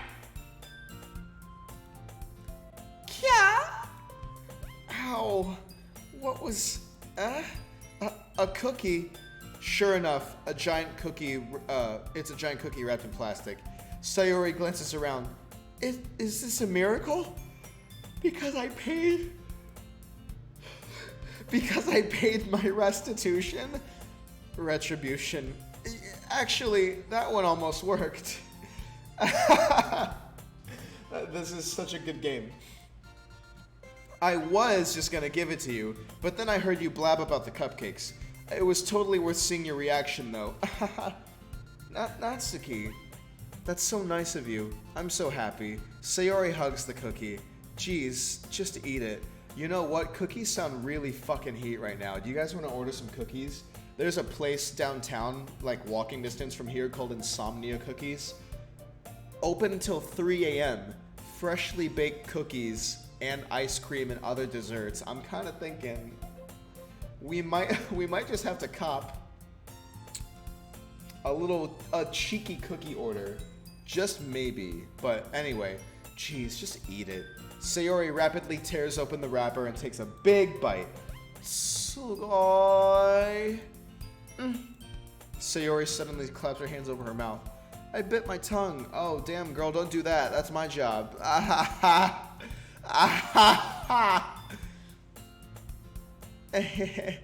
You're going through a lot over just one cookie. Girl, listen. I've been through a lot more for some cookie, let me tell you. It ain't no thing. Natsuki takes a bite of her own cookie. Yours looks really good too, Natsuki. Can I try it? Jeez, beggars can't be choosers, but yours is chocolate. Yeah, why did I think I gave you that one? Fine. Still, I'm really happy that you shared this one with me. Sayori gets out of her seat, goes behind Natsuki, and wraps her arms around her. Jeez, I get it. Cookie still in hand. Natsuki reaches up to nudge Sayori off of her. Sayori suddenly leans down and takes a bite of Natsuki's cookie. Hey! Did you seriously just do that? Mouth full, Sayori trots away to safety. Yuri and I laugh as well. Geez, you're such a kid sometimes. Wow, that's coming from the youngest in the group. This is coming from the freshman. Monica, can you tell Sayori... Natsuki glances around. Monica isn't in the club room. Where is Monica anyway? Good question. Have any of you heard anything about her being late today? Not me. Yeah, I haven't either. That's a bit unusual. I hope she's okay. Of course she's okay. She probably just had something to do today. She's pretty popular after all. You don't think she has a... I wouldn't be surprised. Oh, They're saying she's got some extracurricular activities to attend to. You know what I'm saying? They're like, oh, she got a boyfriend. She's probably more desirable than all of us combined. That's true. Excuse me? See, Natsuki knows her worth. There you go. Natsuki's the real one. Suddenly, the door swings open. Sorry, I'm super sorry. Ah, there you are. I didn't mean to be late. I hope you guys weren't worried or anything. Monica chose the club over her boyfriend after all. You're so strong-willed. Boyfriend? What on earth are you talking about? Monica quizzically glances at me. Never mind that. What held you up anyway? Well, my last period today was study hall. To be honest, I kind of just lost track of time. That makes no sense though. You would have heard the bell ring at least. I must have not heard it since I was practicing piano. Piano? I wasn't aware you played music as well, Monica. I don't really. I kind of just started recently. I've always wanted to learn piano. That's so cool. You should play something for us, Monica. Monica looks at me. Maybe once I get a little better, I will. Yay! That sounds cool. I also look forward to that. Is that so? In that case, I won't let you down, Fabio. Aw, how sweet. Monica smiles sweetly. Yeah. I didn't mean to, any pressure or anything like that. Don't worry. I've been practicing a whole lot recently, and I'd really love the chance to share it once I'm ready. I see. Soka. So, in that case, best of luck. Thanks. So, I didn't miss anything, did I? Not really. I choose to leave out Sayori's mischievous escapades. I'm sure Natsuki will end up complaining to her anyway. It looks like everyone is already settled down. Sayori somehow already finished her entire cookie. Yuri is back into her book, and Natsuki disappeared into the closet. Hey, Yuri. I suddenly noticed that Yuri is reading a different book than the one we've been reading together. Excuse me. Sorry, I didn't mean to interrupt. No. I was kind of just waiting for you. If that's the case, why don't we go ahead and get started? Yes, let's. Actually, I have a request. Do you mind if I make some tea first? Oh, not at all. Thanks very much.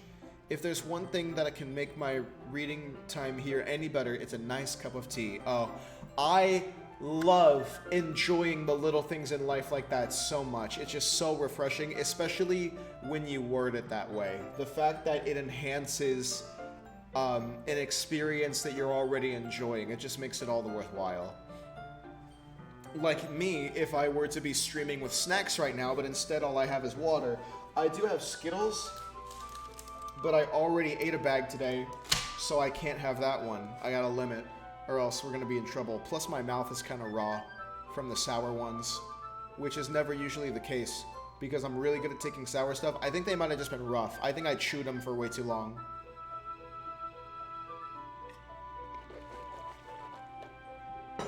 Because the inside of my left cheek where I was macking on them is kind of sore. Not to mention for yourself as well. Yuri stands up and makes her way to the closet. I follow and watch as she retrieves a small water pitcher from the shelf, the kind with a filter inside. Can you hold this for a second? Sure. Yuri hands me the water pitcher and also fetches an electric kettle.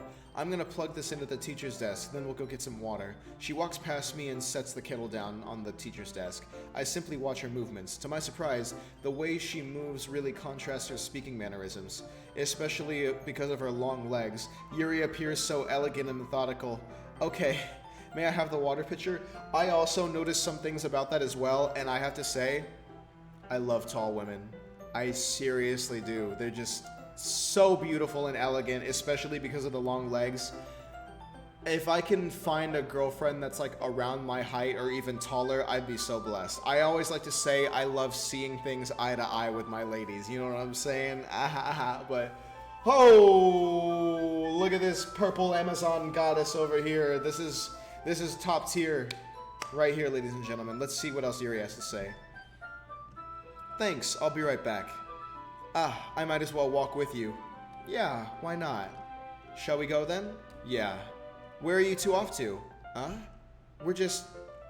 Yuri was going to make some tea, so I suddenly realized how weird it is to explain this to Monica. We're just filling the water picture. Ah, okay. Sorry, I was just a bit curious. That's kind of a one-person job, isn't it? It's... Monica, please mind your own business for once. Or do you want to... Or do you want me to... Or do you want to tell me there's something wrong with helping involve Fabio in club's activities? Bitch... Girl, you don't need to speak for me like that.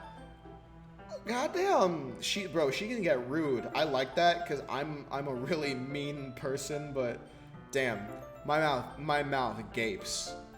I suppose there's nothing wrong with that. Then let's go, Fabio.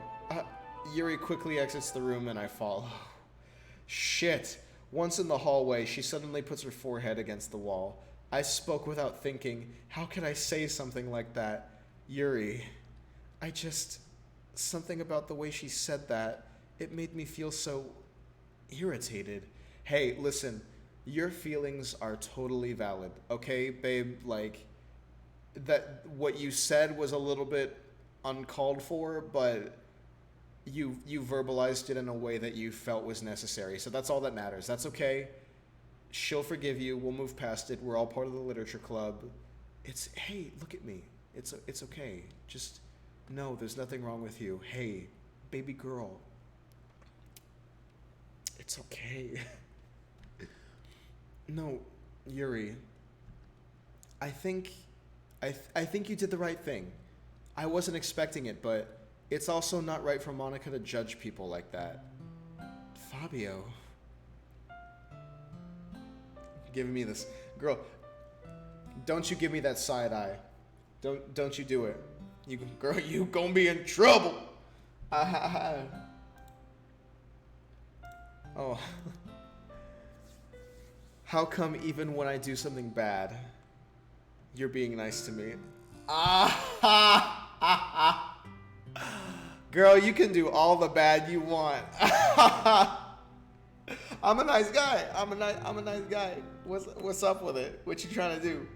Because nothing that you do is bad, and as you make it seem in your head. Nobody's perfect. We all have emotions, and we can't always hide them away. Oh my god! Yo, Kikawai with the raid of 11. Good evening, everybody. Oh my goodness, I see Frosty here in the mix.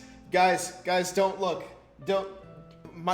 My girlfriend and I are having a moment here. Just please bear with us.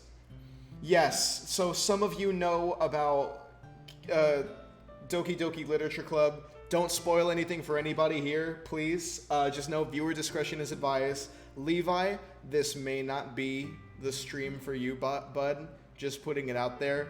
Having that said, we're gonna continue. Hey, with the follow. Flex Lord Jesus in the building. Thank you so much for the follow, my guy. So to catch you guys up to what happened, this is Yuri, right? She's really calm and timid and reserved, but she just snapped at our club president for getting in her business and coming at her sideways, so now we're in the hallway trying to air shit out.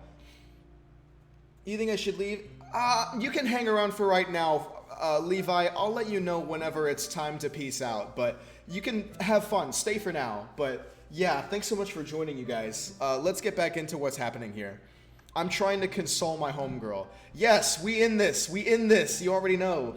What are you doing, senpai? Zensei, stop. Oh my god.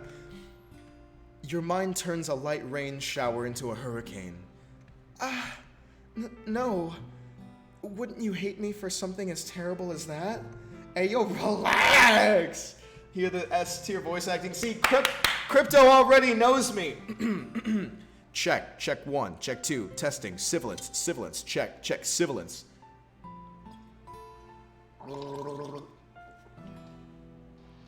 Mommy made me mash my M&Ms. Yamate kudasai.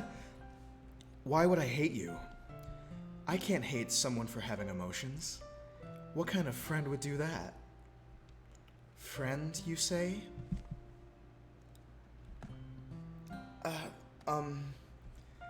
Yuri lifted her head. Fabio, I really like being friends with you. Thanks, Yuri. I like being friends with you too. I feel kind of awkward saying something like that, but I'm doing my best to help Yuri feel better. Anyway, yeah. Shall we go? Yeah. Yuri and I walked to the nearest water fountain. Guys, I just have to say, literally thank you so much for joining, because you guys being here just elevated this experience to what it needed to be. It was just Ikaye and I chilling just now, but now I got to, I'm going, Sensei, bro, we can't be discussing that in class right now. We're in the middle of literature club, bro. There's options. There's a lot more options. Yuri ain't the only one. But thank you, Ikaye, for being here, and thanks everyone else for joining. Yes. And again, thank you, Kikuai, for the raid. Much love for that. Once we fill up the water pitcher, we return to the classroom. This game is called Doki Doki Literature Club, by the way. Fabio, do you like oolong tea? Bro, Ikaye, I said oolong tea would sound heat with a book right now. I'm telling you. She got you stuttering. Yes, I'd like some tea. Anything is fine. Very well. Yuri sets the temperature on the kettle to 200 degrees. Now it's time to get the teapot. You really do this properly, don't you? Of course. Guys, serving tea is like a very elegant, traditional process in Japanese culture. You have to do it properly, especially whenever you're hosting, because it shows a sign of respect and admiration to the guest. It adds like value. Finna drop $60 on like 15 bucks, bro. You and me both. I gotta go find a Court of Thorns and Roses at Target. You seen this game in a website? Yeah. Electro. Just leave it for the people to enjoy the ride. She's too nice and shy. Where's the chick that's gonna call you? Oh, bro, Natsuki's here. Don't worry, Natsuki's here. She's here, Zensei. I shouldn't do any less when I'm making tea for others. See, I share that same thought. I always go out 100%. I go the extra mile for other people. I always do. I'm gonna go head out. All right, Levi, have a good night, bro. Thanks so much for joining. Nice that you could watch your old grandpa stream for a little bit. Thank you. You wanna, bro? Even if I'm not an expert on tea or anything? Oh, in that case, you'll only be even more impressed. Ah, perhaps I will. Yuri fetches the teapot and begins measuring the tea leaves. To my surprise, she even starts humming a little tune to herself. You must be in a good mood now. Is that so? I was letting it show, and you noticed. I was doing a bit of thinking, and I decided I would try expressing myself a little bit more. I'm about to get more than a cup of tea. I'm about to get that sloppy. It turns out it's not very hard for me to do. When it's you who's around, anyways. Oh, so we make her comfortable. Yeah. Have I played Sakura? No, I've watched the Game Grumps play that, and that one's not really for me, but hey, yo? Yeah. That's great to hear, Yuri. Just don't push yourself too much. That's my job. You're always worrying about me, Fabio. It's very endearing. Oh, shit, babe. You know what I do. You know how I feel. That's... Yuri wasn't kidding. I don't even know if I can keep up with this. Oh, shit, girl. You finna make me bust. You know what I'm talking about. Ikaye, don't do me like that. I watched Yuri pour a cup of tea for each of us. Dirty soda, spike the white girl iced tea. Fabio, I have another request. Oh, do you now? Do you mind if we sit on the floor to...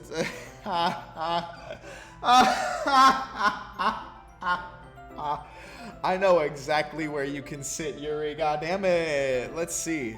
Nani? I'm gonna shit myself. Ikaye, hang on, bro. It's a little bit easier on my back.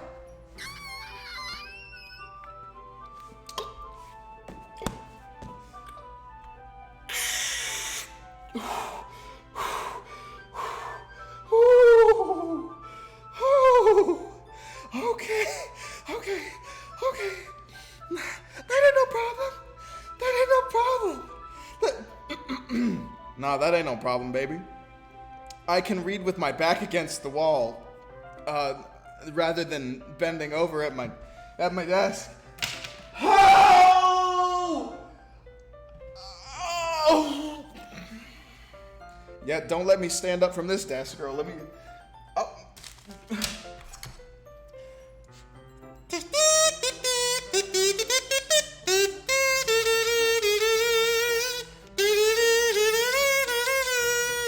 Okay. Sorry, I didn't realize. No worries. I just have back pain fairly regularly, so I try my best. Is that so? I wonder why that is.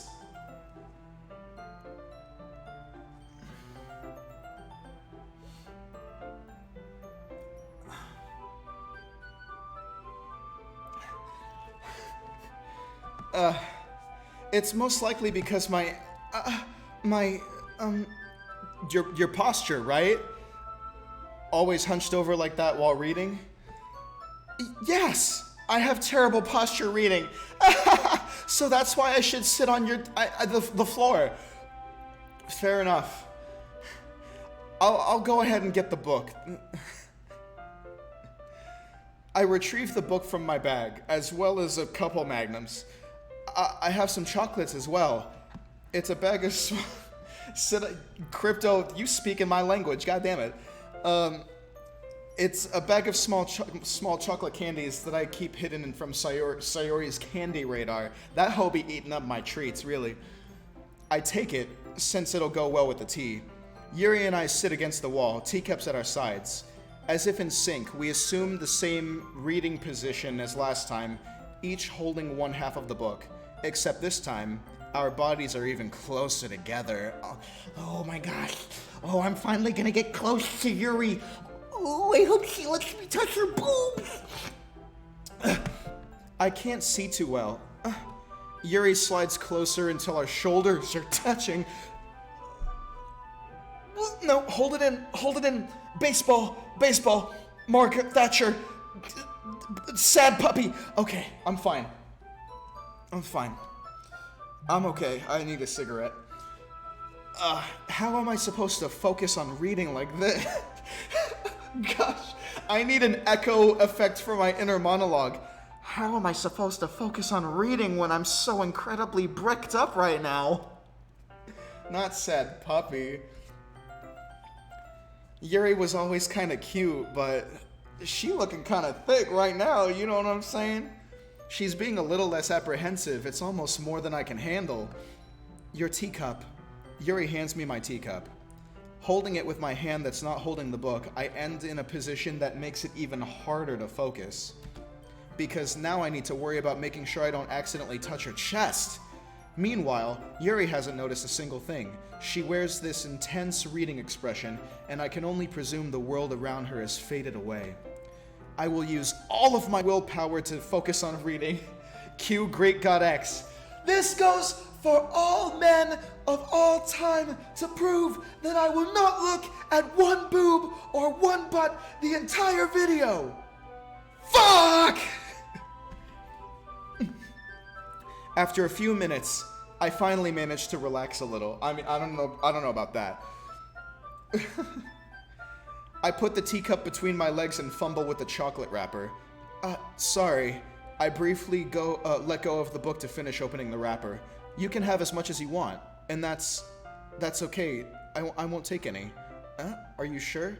Well, if I touch it, then I might get smudges on the pages. Soka, you're right. I didn't even think about that. My bad. No need to apologize. I'll hold the book, okay? Are you sure? Of course. Oh, sugoi. Yo, she's literally so pretty. Like, no cap. Like, this is my best girl right here. Not fronting whatsoever. Yuri opens the book with both hands. She holds it so that I don't have any harder of a time from reading from it. Oh, yeah, that's good to hear, Ikaye. She's moved on. Yeah, need to see the Sundar. We'll get there. But as a result, her left arm is practically resting on top of my leg. Well, in that case... I'm playing, I'm sorry. Yuri is already focused on reading again. I take a chocolate candy and pop it in my mouth. Then, I take another chocolate, and I hold it up to Yuri. She doesn't even look away from the book. She simply parts her lips as if this situation was completely natural. But that means I cannot stop here. I apprehensively place the chocolate in her mouth. Oh. Just like that, Yuri closes her lips over it.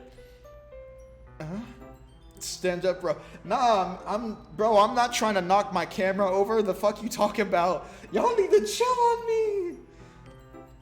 Yuri expression suddenly breaks. Did I just... Yuri looks at me like she needs to confirm what just happened.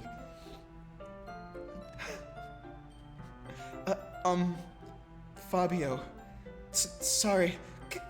Gomenasai! I guess I shouldn't have done that. That's...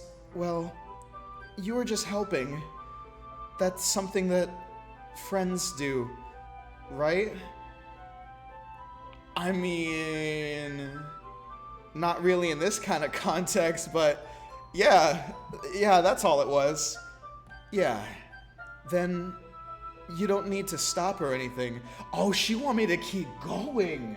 Okay, we feeding our little mamacita here. All right, all the chocolate and she can handle. Okay, I see.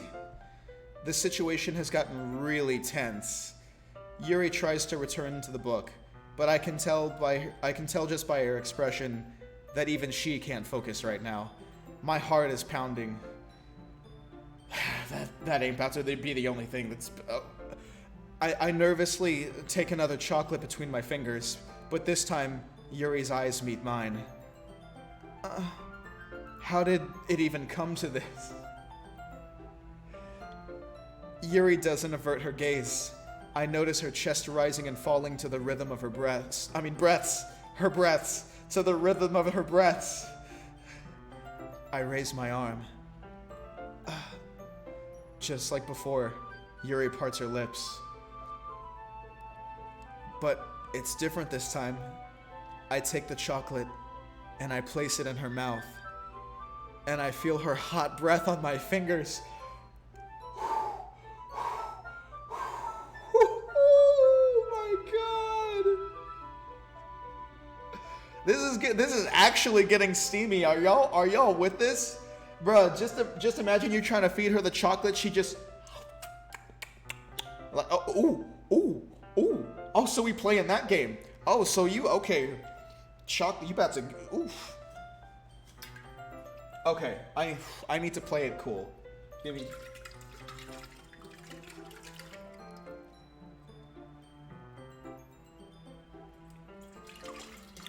Refreshing. Okay, everyone. Oh, holy shit. Oh my god. Oh, Lord help me, Jesus. I almost didn't make it.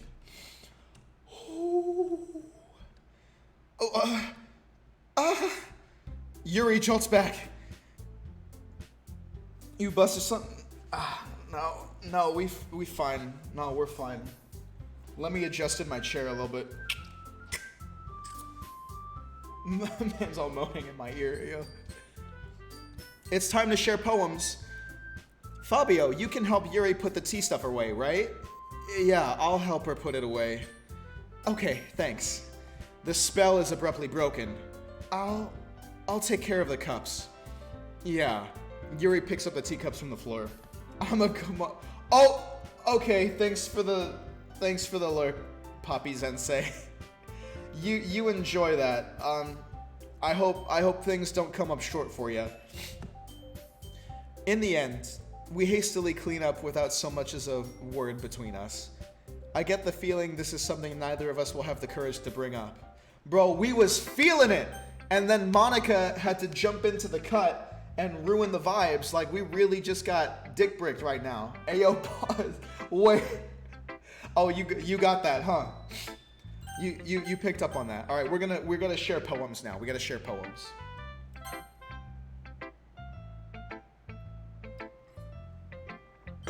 Hi again, Fabio. How's the writing going? All right, I guess.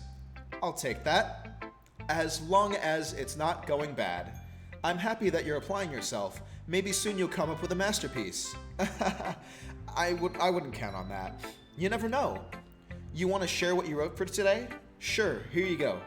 I give my poem to Monica.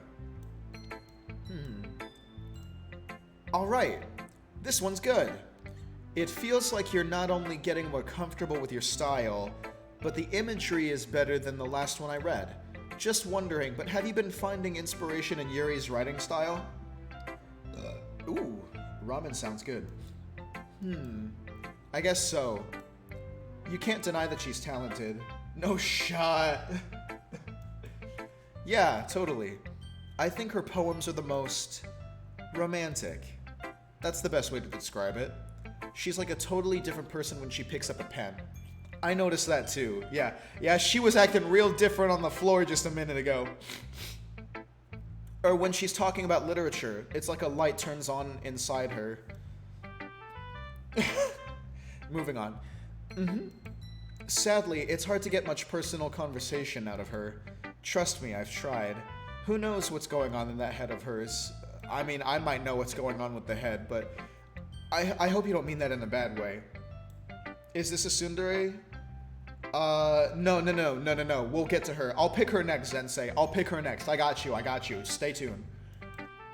I just meant that I wish she didn't keep so much to herself. Yeah. Matter of fact, I wish she would give us a little piece of herself as well. But still, defending her like that, you must be pretty into her. I mean, not yet, but you know the vibes. You completely misunderstood.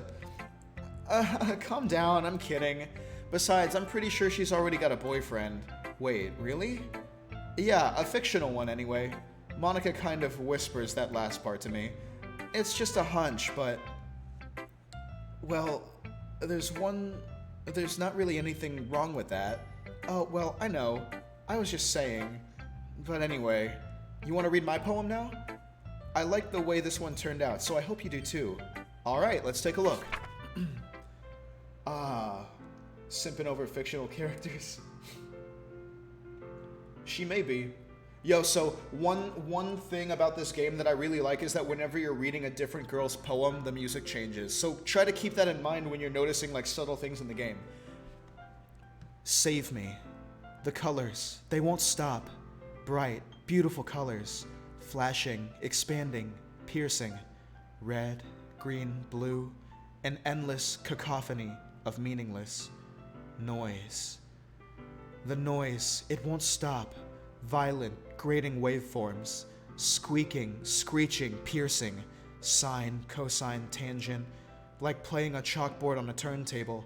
Like playing a vinyl on a pizza crust. An endless poem of meaningless.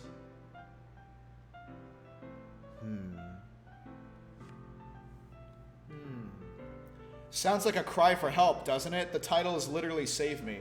And yeah, no, feel you on that Itachi part. You damn right about that. Ain't nobody gotta lie here. I'm getting some like digital vibes out of this. She said like red, green, blue, sine, cosine, tangent, meaningless, endless. This kind of just sounds like digital to me. Waveforms. I wonder what she could be on. Oh, she's kind of embarrassed. Huh. It's even more abstract than your last one, huh? I guess it's just the way I write. I'm sorry if you don't like it. No, I never said that.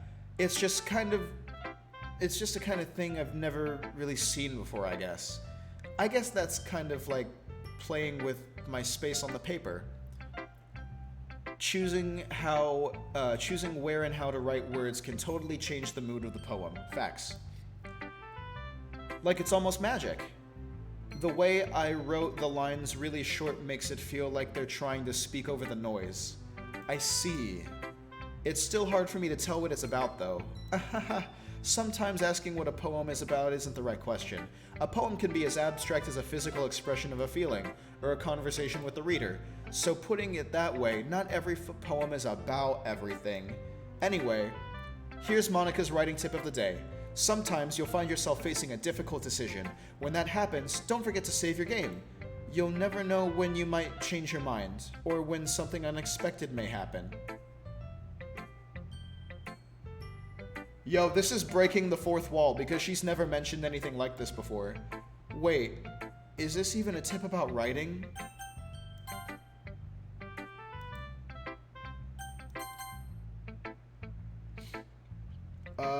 This is your least fave character.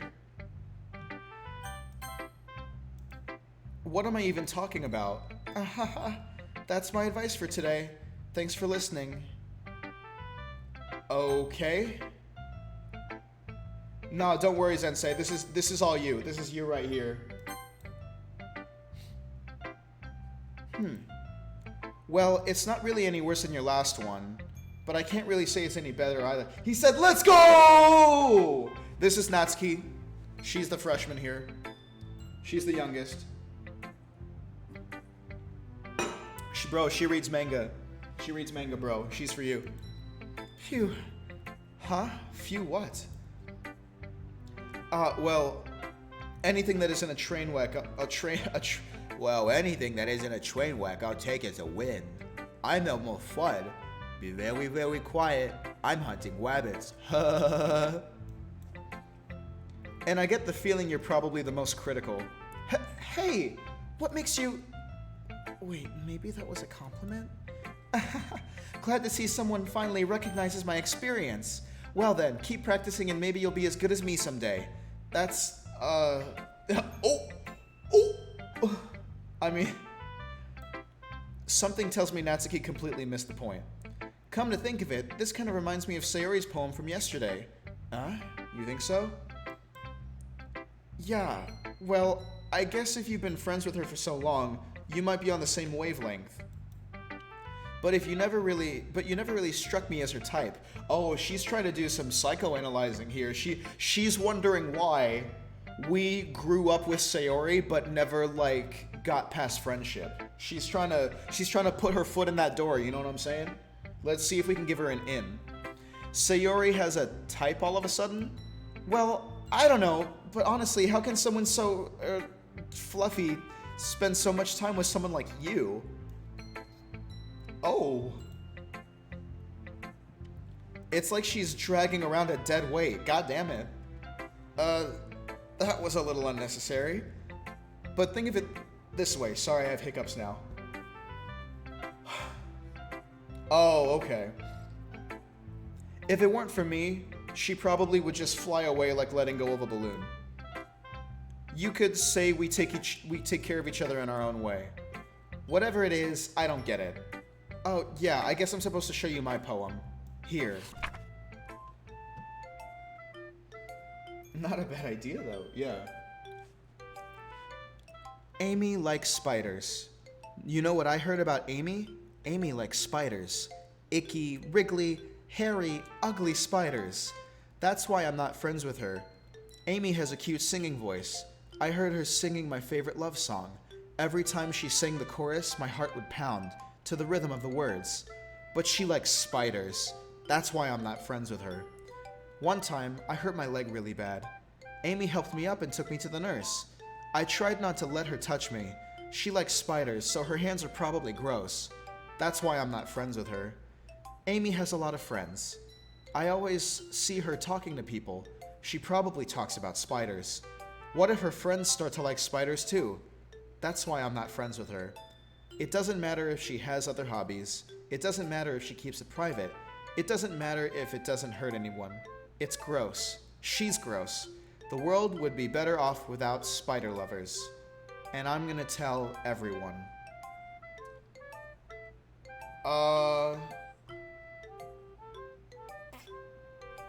Okay. I mean, you know, I gotta give you snaps for that one. I mean, I'm not exactly sure how the coffee shop would feel about that. I mean, you probably got a couple motherfuckers in there that would like spiders, personally, but I mean, I rock with you on this one. I don't like spiders, fuck spiders, but like people that like spiders, I mean, like, we can't really discriminate against... Natsuki, is there something that you want to tell us about the way you feel about Yuri? Maybe? I don't know, just spitballing here. Let's see what she has to say. Not bad, right? It's quite a bit longer than yesterday's. Yesterday's was way too short. I was just warming up. I hope you didn't think that was the best I could do. No, of course not. Anyway, the message is pretty straightforward in this poem. I doubt I have to explain it. Sometimes you can explain complicated issues with much simpler analogies. And it helps people realize how stupid they're being. Like anyone would agree that subject of the poem is an ignorant jerk. Do you know people like that? Of course, it's not, it's about how everyone thinks that doesn't matter. It can be about anything. Oh, okay, yeah, that's a good analogy. That's a good analogy. See how we're talking about good analogies here, Sensei? That's solid. I wrote it to be easy to relate to.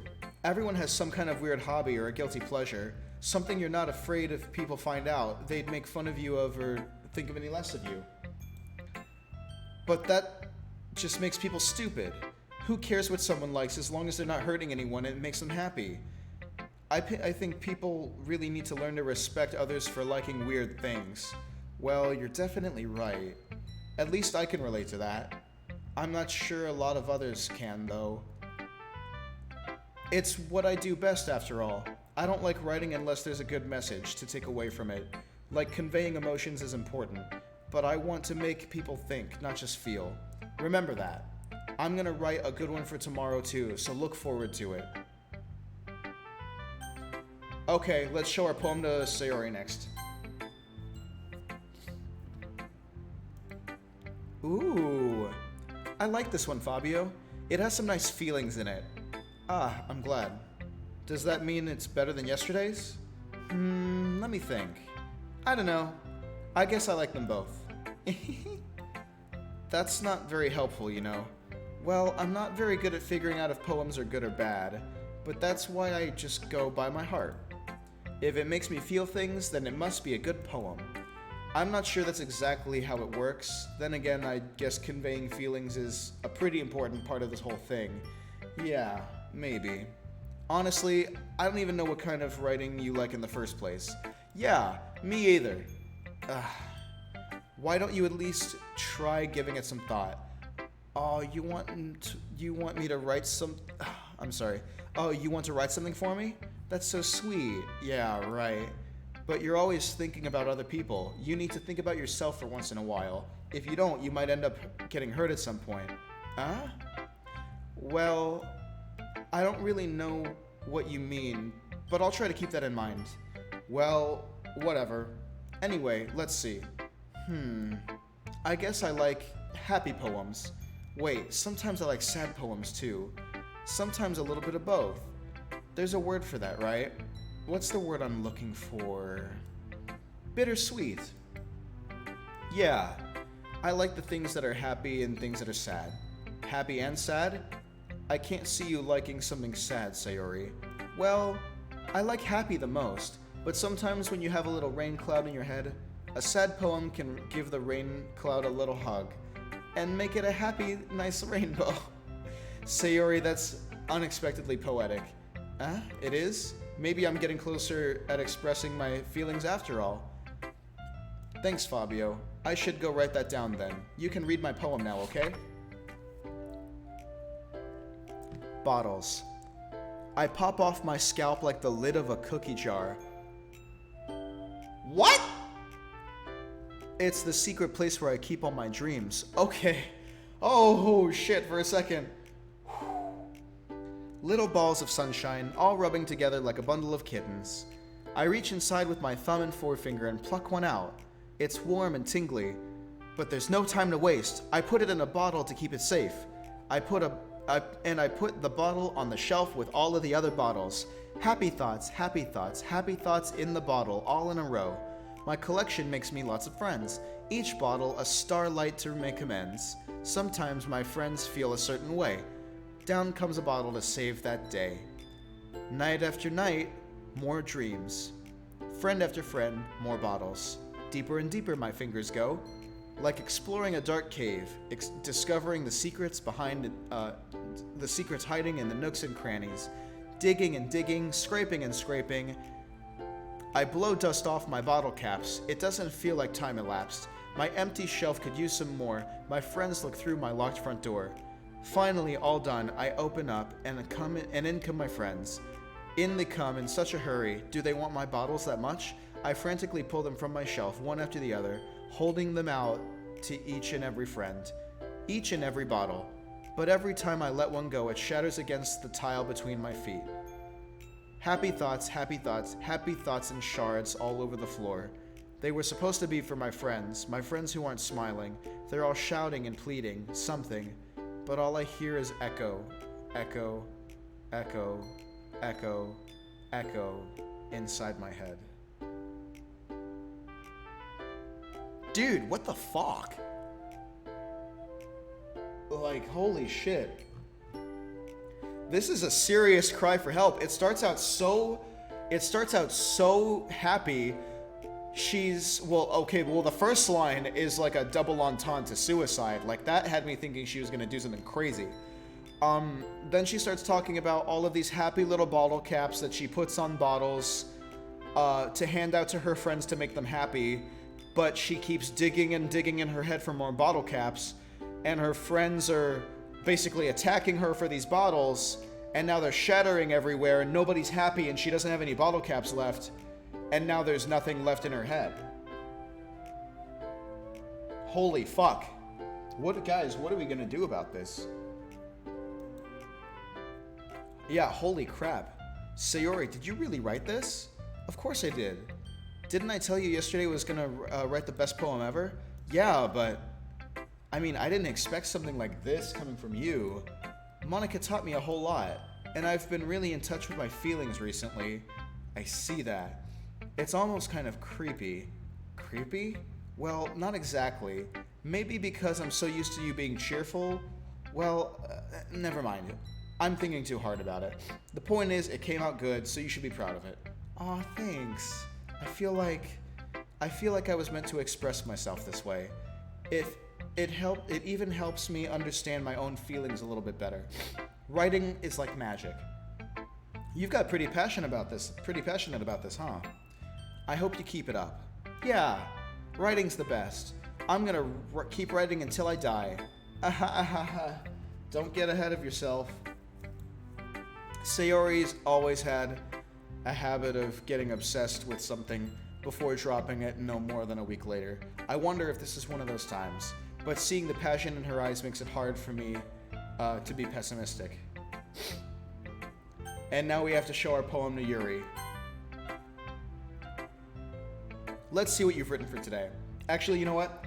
We're gonna pause just right here. Give me like 90 seconds for a bathroom break. Just enjoy the music. Just hang on for a second.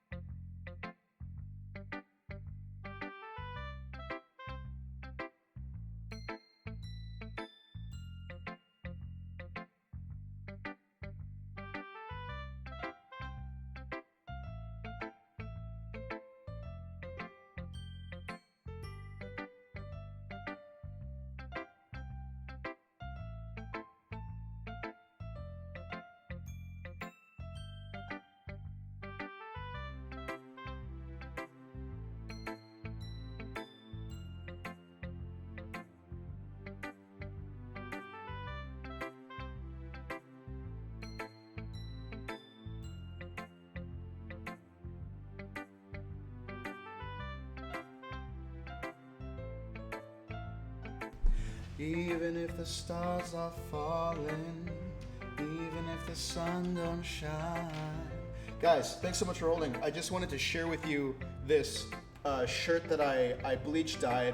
I bundled it up in like a little swirl pattern and then I rubber banded it. And it's actually a graphic tee. Check this out. Boom. Sailor Moon graphic with all of their names on it and everything. $15 at Target.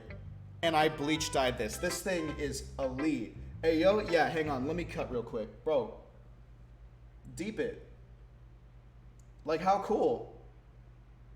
Yeah. That's like this is one of my favorite hobbies to do. I just like find like cool shirts to bleach dye. And it came out fantastic. Like, look at the starburst on the back. It's got like varying shades of bleach. Like, it's pure white in the middle, and then like the edging is kind of like got that dirty rust to it, especially on like the shoulders and like the tail. Let me drop a solo loan of $1 million for that. Yeah, bro. This graphic tee is currently $15 at Target. So go cop. And like, it's so cool. Like, that's actually such a cool graphic, and I love the way the bleach didn't penetrate the letters. You know?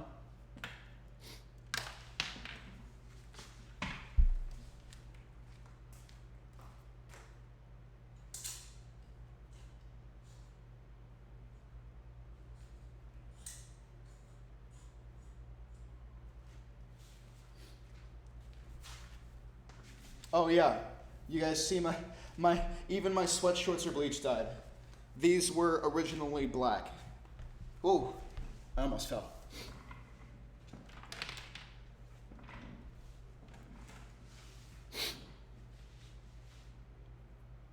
Back to the action.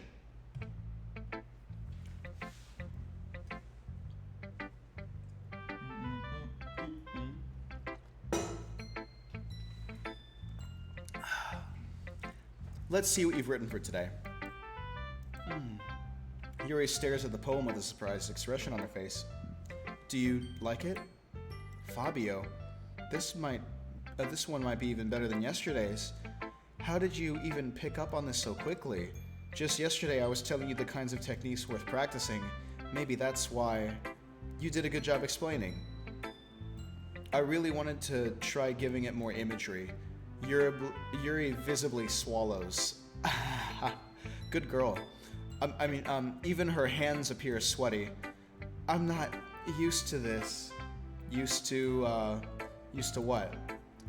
I don't know. It's fine. Take your time. Yuri breathes and collects her thoughts. I know that Yuri likes to think before she speaks, so I offer that patience to her. Yeah, just being appreciated like this, I guess.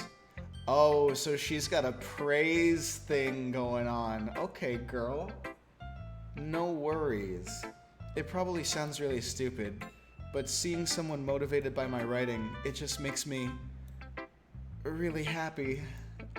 Are you saying you've never shared your writing before? Really?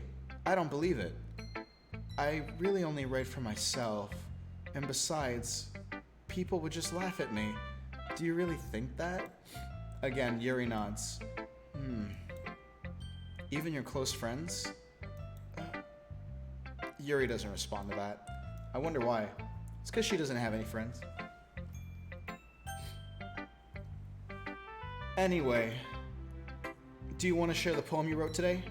Yeah, I do. If it's with you.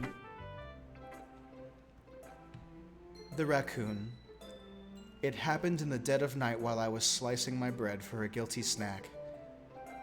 My attention was caught by the scuttering of a raccoon outside my window. That was, I believe, the first time I noticed my strange tendencies as an unordinary human, excuse me. I gave the raccoon a slice of bread, my subconscious well aware of the consequences, well aware that a raccoon that is fed will always come back for more. The enticing beauty of my cutting knife was the symptom. The bread, my hungry curiosity, the raccoon, an urge. The moon increments its phase and reflects that much of more light off of my cutting knife. The very same light that glistens in the eyes of my raccoon friend. Sorry, I'm fucking this up. My nose just started running for whatever reason. Or perhaps I'm merely projecting my emotions onto the newly satisfied animal. The raccoon has taken to following me. You could say that we've gotten quite used to each other. The raccoon becomes hungry more and more frequently, so my bread is always handy.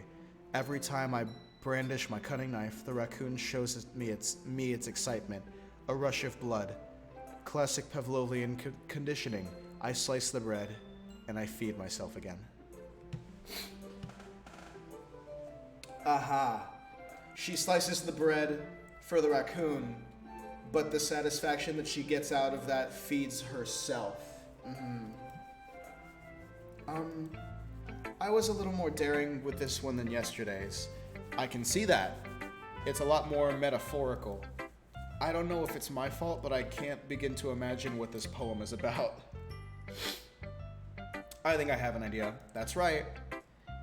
It's a bit closer to my preferred writing style, using the poem as canvas to express vivid imagery and conveying emotions through them.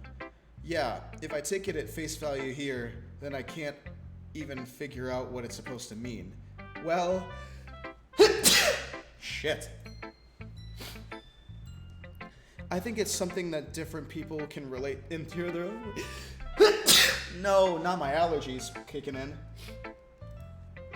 I wanted to express the way it feels for me to indulge in my more unusual hobbies. Fuck. Thank you, Kikuai. It's these sort of things I'm usually forced to keep secret to myself. So, sometimes I enjoy writing about them. Bro, you gotta be fucking kidding me. Did my allergies really just kick in now?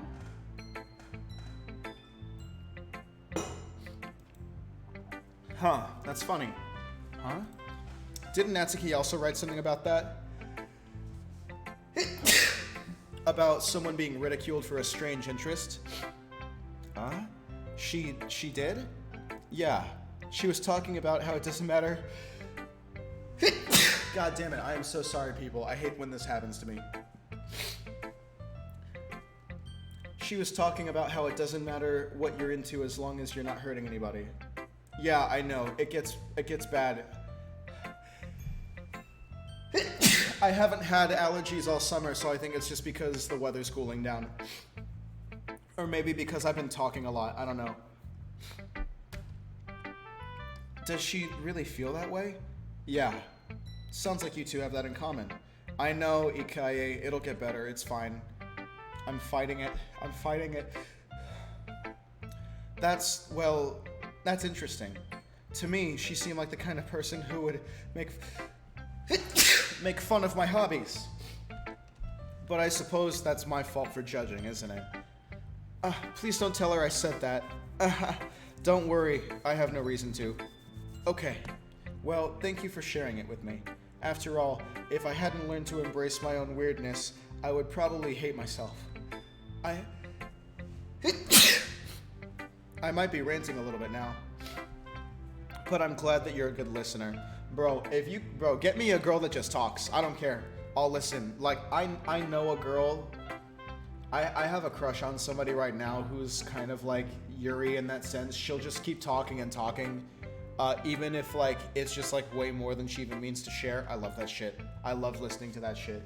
Just let me be a listener, because I'm so tired of, like, hardly being able to keep conversation because I just, like, hardly say anything back. Like, I just, like, acknowledge and I understand and I provide, like, a little bit more to, like, keep things going, but I'm just a listener. So I prefer if somebody else does all the talking.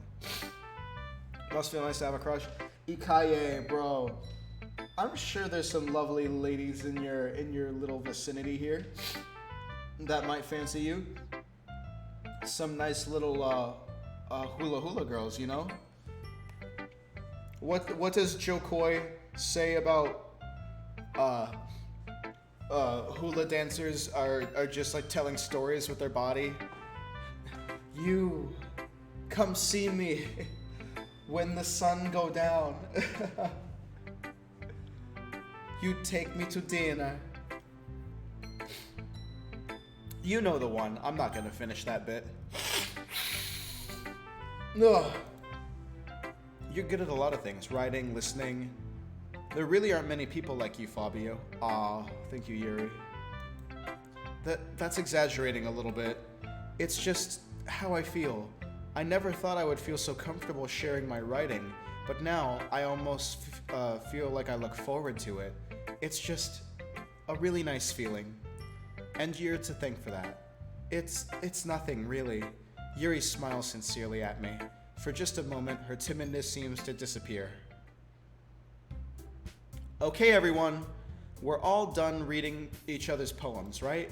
I have something extra planned today, so if everyone could sit at the front of the room. Is this about the festival? Well, sort of.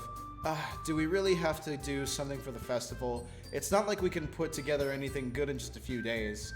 Well, we'll just end up embarrassing ourselves instead of getting any new members. That's a concern of mine as well. I don't really do well with last-minute preparations. Don't worry so much. We're going to keep it simple, okay? We won't need much more than a few decorations. Sayori has been working on posters, and I've designed some pamphlets we can give out during the event. Okay, that's great and all. That doesn't tell us what we're actually going to be doing for the event. Oh, sorry, I thought you heard about it already. We're going to be performing. Performing? Monica. Yeah, we're going to be having a poetry performance. Each of us are going to choose a poem and recite it during the event.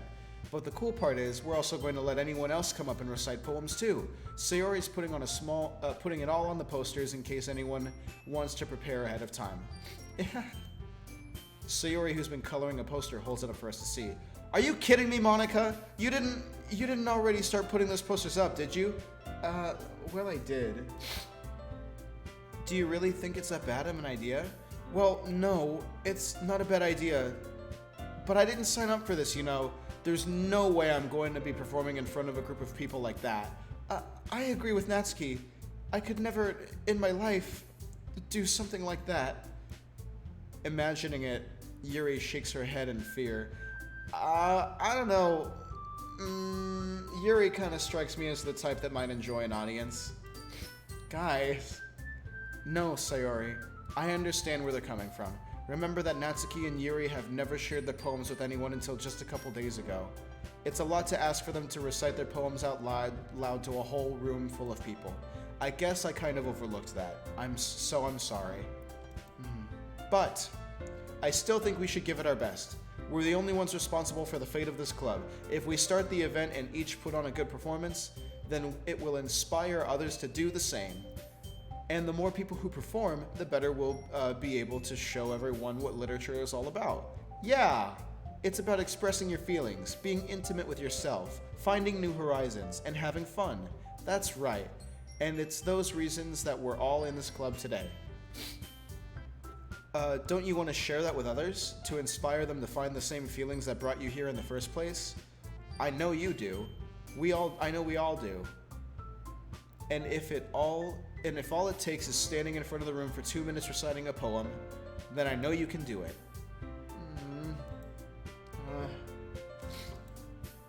Natsuki and Yuri remain silent. Sayori looks worried. I guess that leaves me no choice. I agree. I don't think it's too much to ask. I think that Sayori and Monica have been trying really hard to get new members. The least we can do is help them out a little bit. Well, maybe, but... It looks like Natsuki doesn't have any arguments left. Okay, fine. I guess I'll just have to get it over with. Alright. Phew. Thanks, Natsuki. What about you, Yuri? Yuri dejectedly glances around at everyone else's expectant faces. I guess I don't really have a choice. That's everyone. You're the best, Yuri. This club is seriously going to be the death of me. Oh gosh. You'll be fine, Yuri. But anyway, let's move on to the main event. I want each of you to choose a poem of yours. We're going to practice reciting them in front of each other. No way! Monica? This is too sudden. Well, if you can't recite your poem in front of the club, how do you expect to do it in front of strangers? Oh no. Don't worry. I'll start off to help everyone feel a little more comfortable. Can I go next? Of course. Now let's see. Monica flips through her notebook to the specific poem she has in mind for herself. She then stands behind the poem. The title of the poem is called The Way They Fly. You damn right about that. Ahem. Monica begins reciting her poem. Her clear, confident voice fills the room. More than that, her inflection is pristine. She knows exactly how to apply emotion behind each line she recites, bringing the words to life. Is this something she's done before, or is she simply a natural? Maybe it's Maybelline. I glance around me. Everyone has their eyes on Monica. Sayori looks amazed. Yuri has an intense expression on her face that I don't understand. Finally, Monica finishes the recitation. The four of us applaud. Monica takes a breath and smiles. That was so good, Monica. Can I read it in the redneck thing? Thank you very much. I was hoping to set a good example. Are you ready to go next, Sayori? I'll go next. What? Yuri's fired up all of a sudden. Oh, hell no. Yuri clutches at a sheet of paper between her hands and stands up. Keeping her head down, she walks quickly over to the podium. This poem is called I Kiss My Honey with My Fist.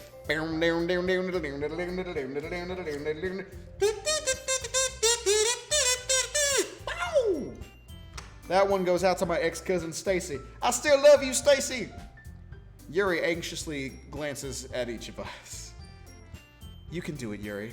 It's called After Image of a Crimson Eye. Ooh. Holy shit.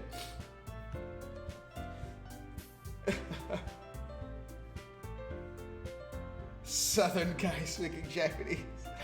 Konnichiwa, arigato gozaimasu.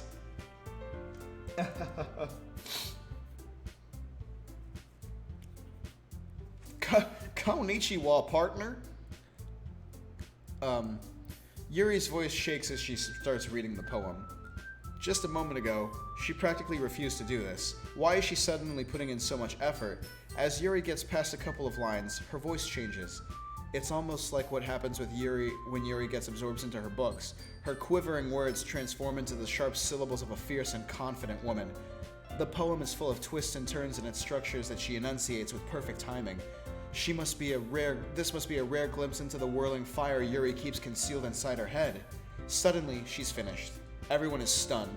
Yuri snaps back into reality. Oh, there goes gravity. Oh, there goes haphazardly. They don't haphazardly. Haphazardly. She's an independent black woman. You know what I mean? Exactly, Sensei. And that's why she's the best girl. As if she'd bewildered by herself. It's up to me to save the situation. I'm the first to start applauding. Citizen Kane clap for her ass. Everyone joins me afterwards, and we give Yuri the recognition she deserves. It's not that we didn't want to applaud for her, but we were so caught off guard that we must have forgotten. As we applaud, Yuri holds the poem to her chest and rushes back to her seat. Yuri, that was really good. Thank you for sharing. It looks like Yuri is down for the count. Okay, I guess I'm next then. Sayori hops out of her chair and quickly walks to the podium. This one's called My Meadow. Tsundere wasn't Tsunderen. Yeah, so Poppy, bro, when you play this game, you can choose which girl to go after, and I'm choosing to go for Yuri. So, like, you can have, like, better interactions with Natsuki and build a stronger relationship with her, but that's for, like, another playthrough. This one's called My Meadow. Sorry, I giggled. Sayori, it's a lot harder than I thought. How did you guys do it so easily? Try not to think of it like reciting it to other people. Imagine you're reciting it to yourself, like in front of a mirror in your own head. It's your poem, so it'll come out the best that way. I see. Tsoka. Okay then. Sayori begins her poem. Somehow it feels like her soft voice was made as a perfect match. This is day 2. This is, yeah. I think after we walk home, we have a bit of an escalation. The poem isn't aimlessly cheery like Sayori is. It's serene and bittersweet. If I were to read this on paper, I probably wouldn't think much of it, but hearing it come from Sayori's voice almost gives it a whole new meaning. Maybe this is what Sayori meant when she said that she likes my poems. It's like I get to reach more deeply into someone than I thought I knew and through and through. Sayori finishes and we applaud. I did it! Good job, Sayori. Even Fabio liked it. I guess that's a good sign. What does that even mean? It came out nicely, Sayori. The atmosphere of the poem fits you really nicely, but it might be that other poems wouldn't work quite as well with that kind of delivery. I don't really understand. In other words, I've seen poems of yours where that sort of gentle delivery wouldn't work as well. They might need a little more force behind them, depending on what you're reading. Oh, I know what you mean. Well, I've been practicing that kind of thing. It's just embarrassing to do in front of everyone. Next time, I'm going to make you pick a poem that challenges you a little more. We don't have much time before the festival, you know? Okay. Now who's next? Natsuki? Don't make me go before Fabio. It's not like I can compare to you guys anyway. Might as well let Fabio lower everyone's standards before I have to do it. Natsuki, it's fine. I might as well get over with it. It's not like I have much of a selection of what to read. I'll just go with what I wrote for today. I stand up and step in front of the podium. Everyone has their eyes on me, making me feel terribly awkward. I recite my poem. Since I'm not exactly confident in my own writing, it's hard to put energy into it. Despite that, once I finish, I receive applause anyway. Sorry, I'm not really good as everyone else. Don't worry about it so much. I think it's less about your abilities and more that your lack of confidence in your writing. That's something that'll improve over time, though. Yeah, maybe. Alright then. That just leaves you, Natsuki. Yeah, I'm going. Natsuki begrudgingly gets out of her seat and makes her way to the podium. This poem is called... Why are you all looking at me? Because you're presenting. Anyway, the poem is called Jump. Natsuki takes a breath. Once she starts reciting the poem, her sour attitude disappears a little. While she's still a little unenthused, her poem has a rhythm and a rhyme to it. It's Natsuki's trademark style and works surprisingly well when spoken aloud. The words feel like they bounce up and down as if giving life to the poem. Natsuki finishes and everyone applauds. She huffs back to her seat. That wasn't so bad, was it? Easy for you to say. You'd better not make me do that again. Well, do you feel prepared enough to recite a poem in front of other people? I mean, doing it in front of other people would be way easier. I can put on whatever I face I want for other people, but when it's just my friends, it's just embarrassing. That's a surprise, Natsuki. I think it would be the other way around. Well, that's just how it is, so, well, I guess in that case, you won't have much to worry about for the festival. That said, I want to thank everyone for coming through. It might be hard, but I hope that you all have an idea of what it's like now. Make sure you pick a poem that gets enough practice before the festival, okay? And I'll be making pamphlets, so let me know ahead of time what you'll be reciting. Geez, I should probably find some other poem to recite instead. That's fine too. It doesn't have to be your own. I'm already pleasantly surprised that you're putting in all this effort for the club. It makes me really happy. Yeah, no problem. Okay, everyone. I think that just about does it for today. I know the festival is coming up, but let's try to write poems for tomorrow as well. It's been working out really nice so far, so I'd like to continue that. As for the festival, we'll finish planning tomorrow, and then we'll have the weekend to prepare. Monday's the big day. I can't wait. I can do this. All right. I stand up. There's no way I'll be able to find the same enthusiasm as Sayori and Monica, but I'll do my best to get through it. If it's for the sake of the club, and impressing Monica, then I'll have to do my best. Ready to go, Sayori? Yep. Look at you two, always going home together like that. It's kind of adorable, isn't it? Jeez, guys, don't make such a big deal out of it. It must be a little nice, though. Well, how am I supposed to respond to that? It's okay, Fabio, you don't have to say it. Whatever, let's go already. Damn, put me on the spot. I walk home with Sayori once more. Even though it's only been a few days, a lot of things have already changed. But today, Sayori is being a little quieter than usual on the way home. Hey, Sayori.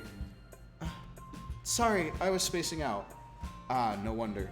I was thinking about something from earlier. I like how we get to, Sayori fumbles with her words. So, let's just say that one day Yuri asked to walk home with you. Huh? What would you do? What kind of question is that? You're kind of putting me on the spot here. Well, I would walk Yuri home. The fuck? I walk home with you every day. Walking home with Yuri, huh? Why does the thought of that make my heart pound? I mean, given how hard it is for her to socialize, I would feel awful turning her down, so... Isn't she so beautiful and smart? Okay, well, I didn't go say all that. Ain't nobody said all that. Jesus. Really putting me on the spot now.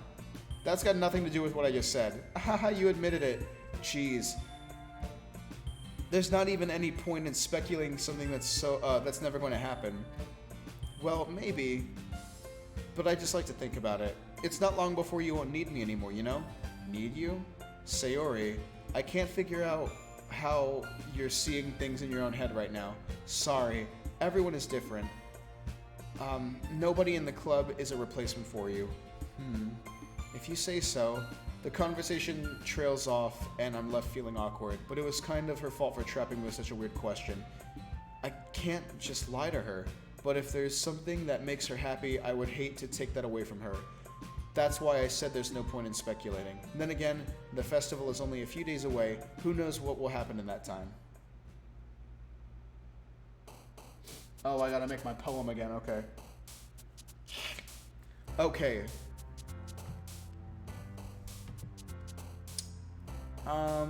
Sunset. Ambient. Uncontrollable. No, sensation.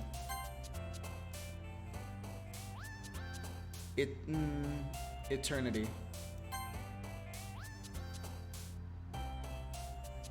Unrequited. Unending.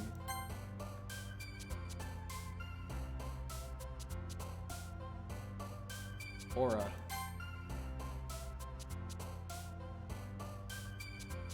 Vibrant.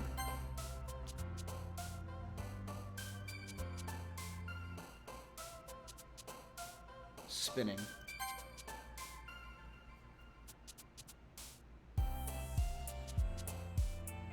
Desire. Nature. Pleasure. I'll always put pleasure. Lust. Embrace.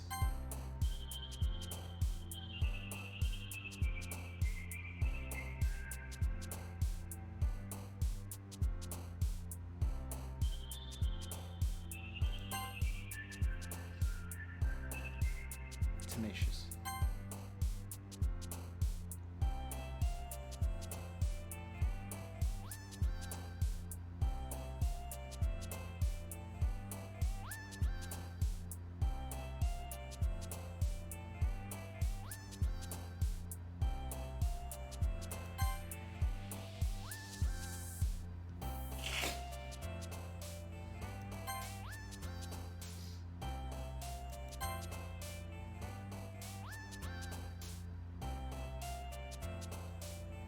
Good night, Kikawai. Thank you so much for the raid. Sweet dreams. Have a good one.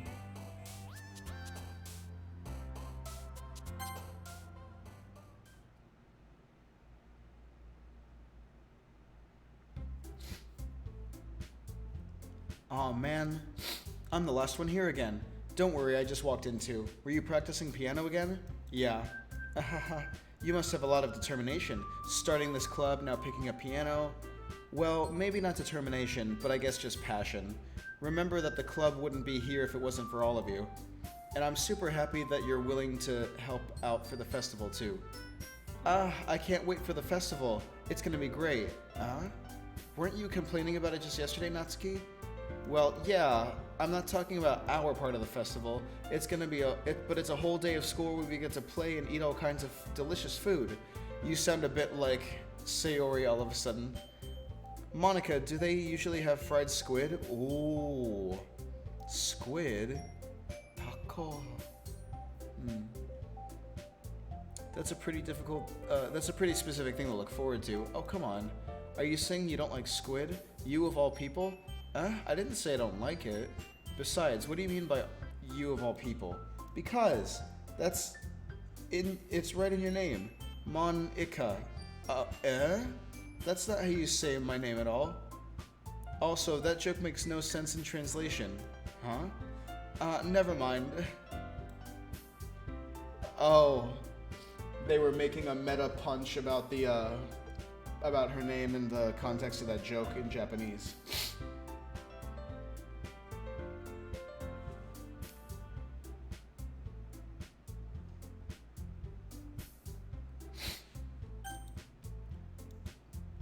Fine. Your reactions aren't as funny as Yuri's or Sayori's anyways. Excuse me, where is Sayori anyway?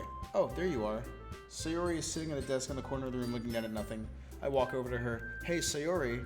I wave my hand in front of her face. You're spacing out again. Oh. Sorry. Don't mind me.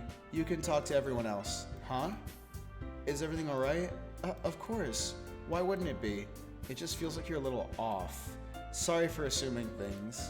Geez, you worry too much about me. I'm fine, see? Sayori shows me a big smile. Now don't let me distract you from having fun with everyone. Well, alright. If you say so. I worriedly glance at Sayori before turning back towards everyone else. But the conversation has already dispersed, with everyone back at their usual activities. Maybe I should ask Monica if she's noticed anything about Sayori recently. Since they've been preparing for the festival, they've been spending a lot of time together. I timidly approach Monica, who is shuffling through some papers at her desk. Hey, Trash, what's up? Fabio, what's up? Hey, this might sound a little strange, but have you noticed anything up with Sayori recently? Anything up with her? What do you mean by that? Maybe I'm reading into it a little too much, but she seems a little downcast today. Oh, you think so? I can't say I've noticed anything about her. Monica peers across the room at Sayori, who's idly dragging a rubber eraser up and down her desk. Maybe there's something on her mind. But I'm surprised I'm not the one asking you, Fabio. You certainly know her a lot better than I do. Yeah, but she's never really like this. She's always talked to me about things that bother her. But this time when I asked her, she's really dismissive. Sorry, I know it's not your problem. I just wanted to ask if you knew anything, so I'll drop it now. No, it's important to me too. I mean, I'm also friends with her. And I also care about the well-being of my club members, you know? Maybe I'll try talking to her myself. Are you sure about that? She seemed like she wanted to be left alone. Are you sure? Maybe she just has a hard time bringing it up with the person of interest. Person of interest? What do you mean by that? I'm saying that maybe the thing is on her mind is you, Fabio. Me? How on earth would you come to that conclusion? Well, I probably shouldn't say too much, but Sayori talks about you more than anything else, you know? She's been so much happier since you started joining the club. It's like an extra light was turned on inside of her. What? No way. Sayori is always like that. She's always been full of sunshine. It's not any different now than it has always been. You're so funny, Fabio. Have you thought that maybe you've always seen her as so cheerful because that's just how she's seen when she's around you? Oh, shit. I said too much. I'm sorry. What do I do now? Anyway, I didn't mean to jump to conclusion. You should just forget about what I just said. I'll try to talk to her, so try not to think about it for now. Alright. Monica smiles meaningfully.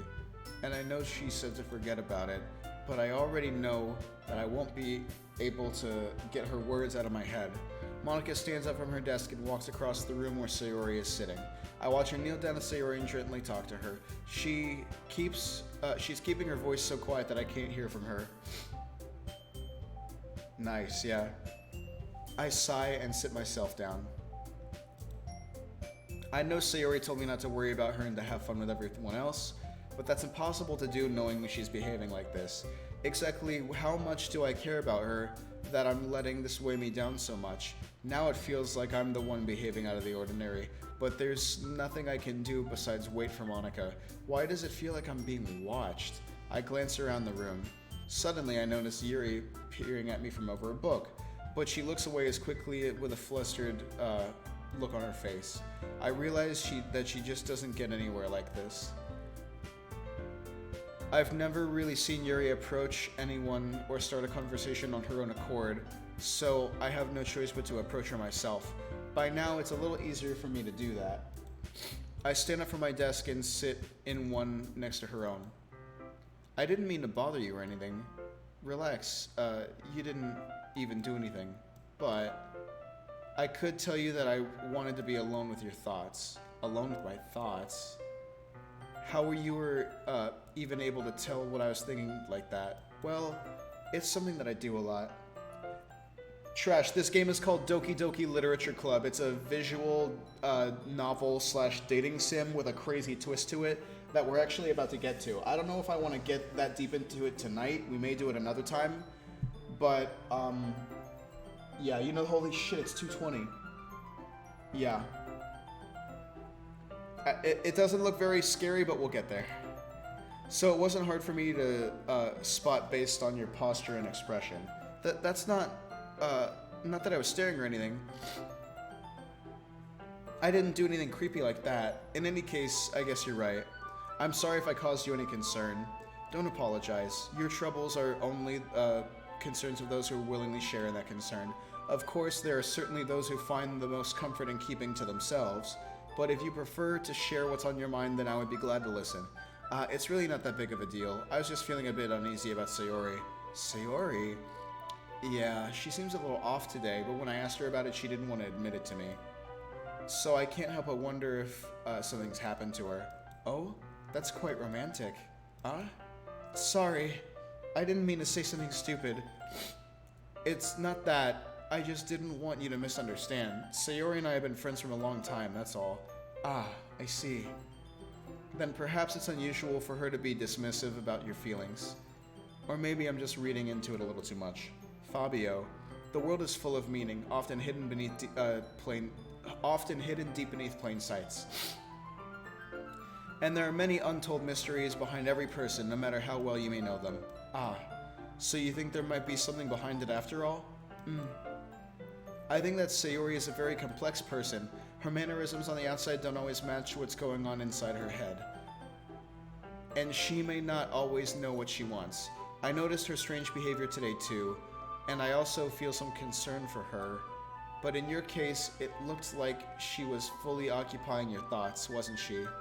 Well, I guess that was the case. Sayori, she really means a lot to you, doesn't she? I guess.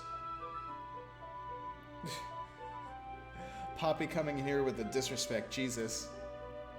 But you don't need to put it that way. We're just good friends, that's all. Yuri suddenly looks deeply into my eyes. Her expression is gentle and curious, as if she's searching for something. Embarrassed, I avert my gaze.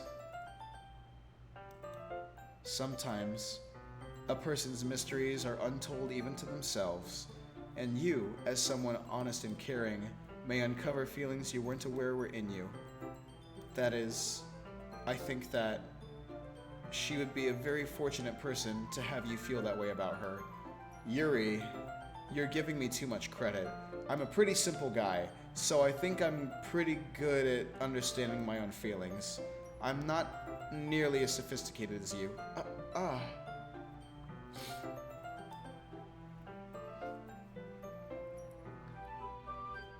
That's not a compliment, is it? It is what it is. Anyway, as long as we're here, why don't we do some reading? Well, as long as you're okay with it, yeah. I should be taking my mind off this whole thing anyway. Oh, nice. Here, we're gonna save this right here.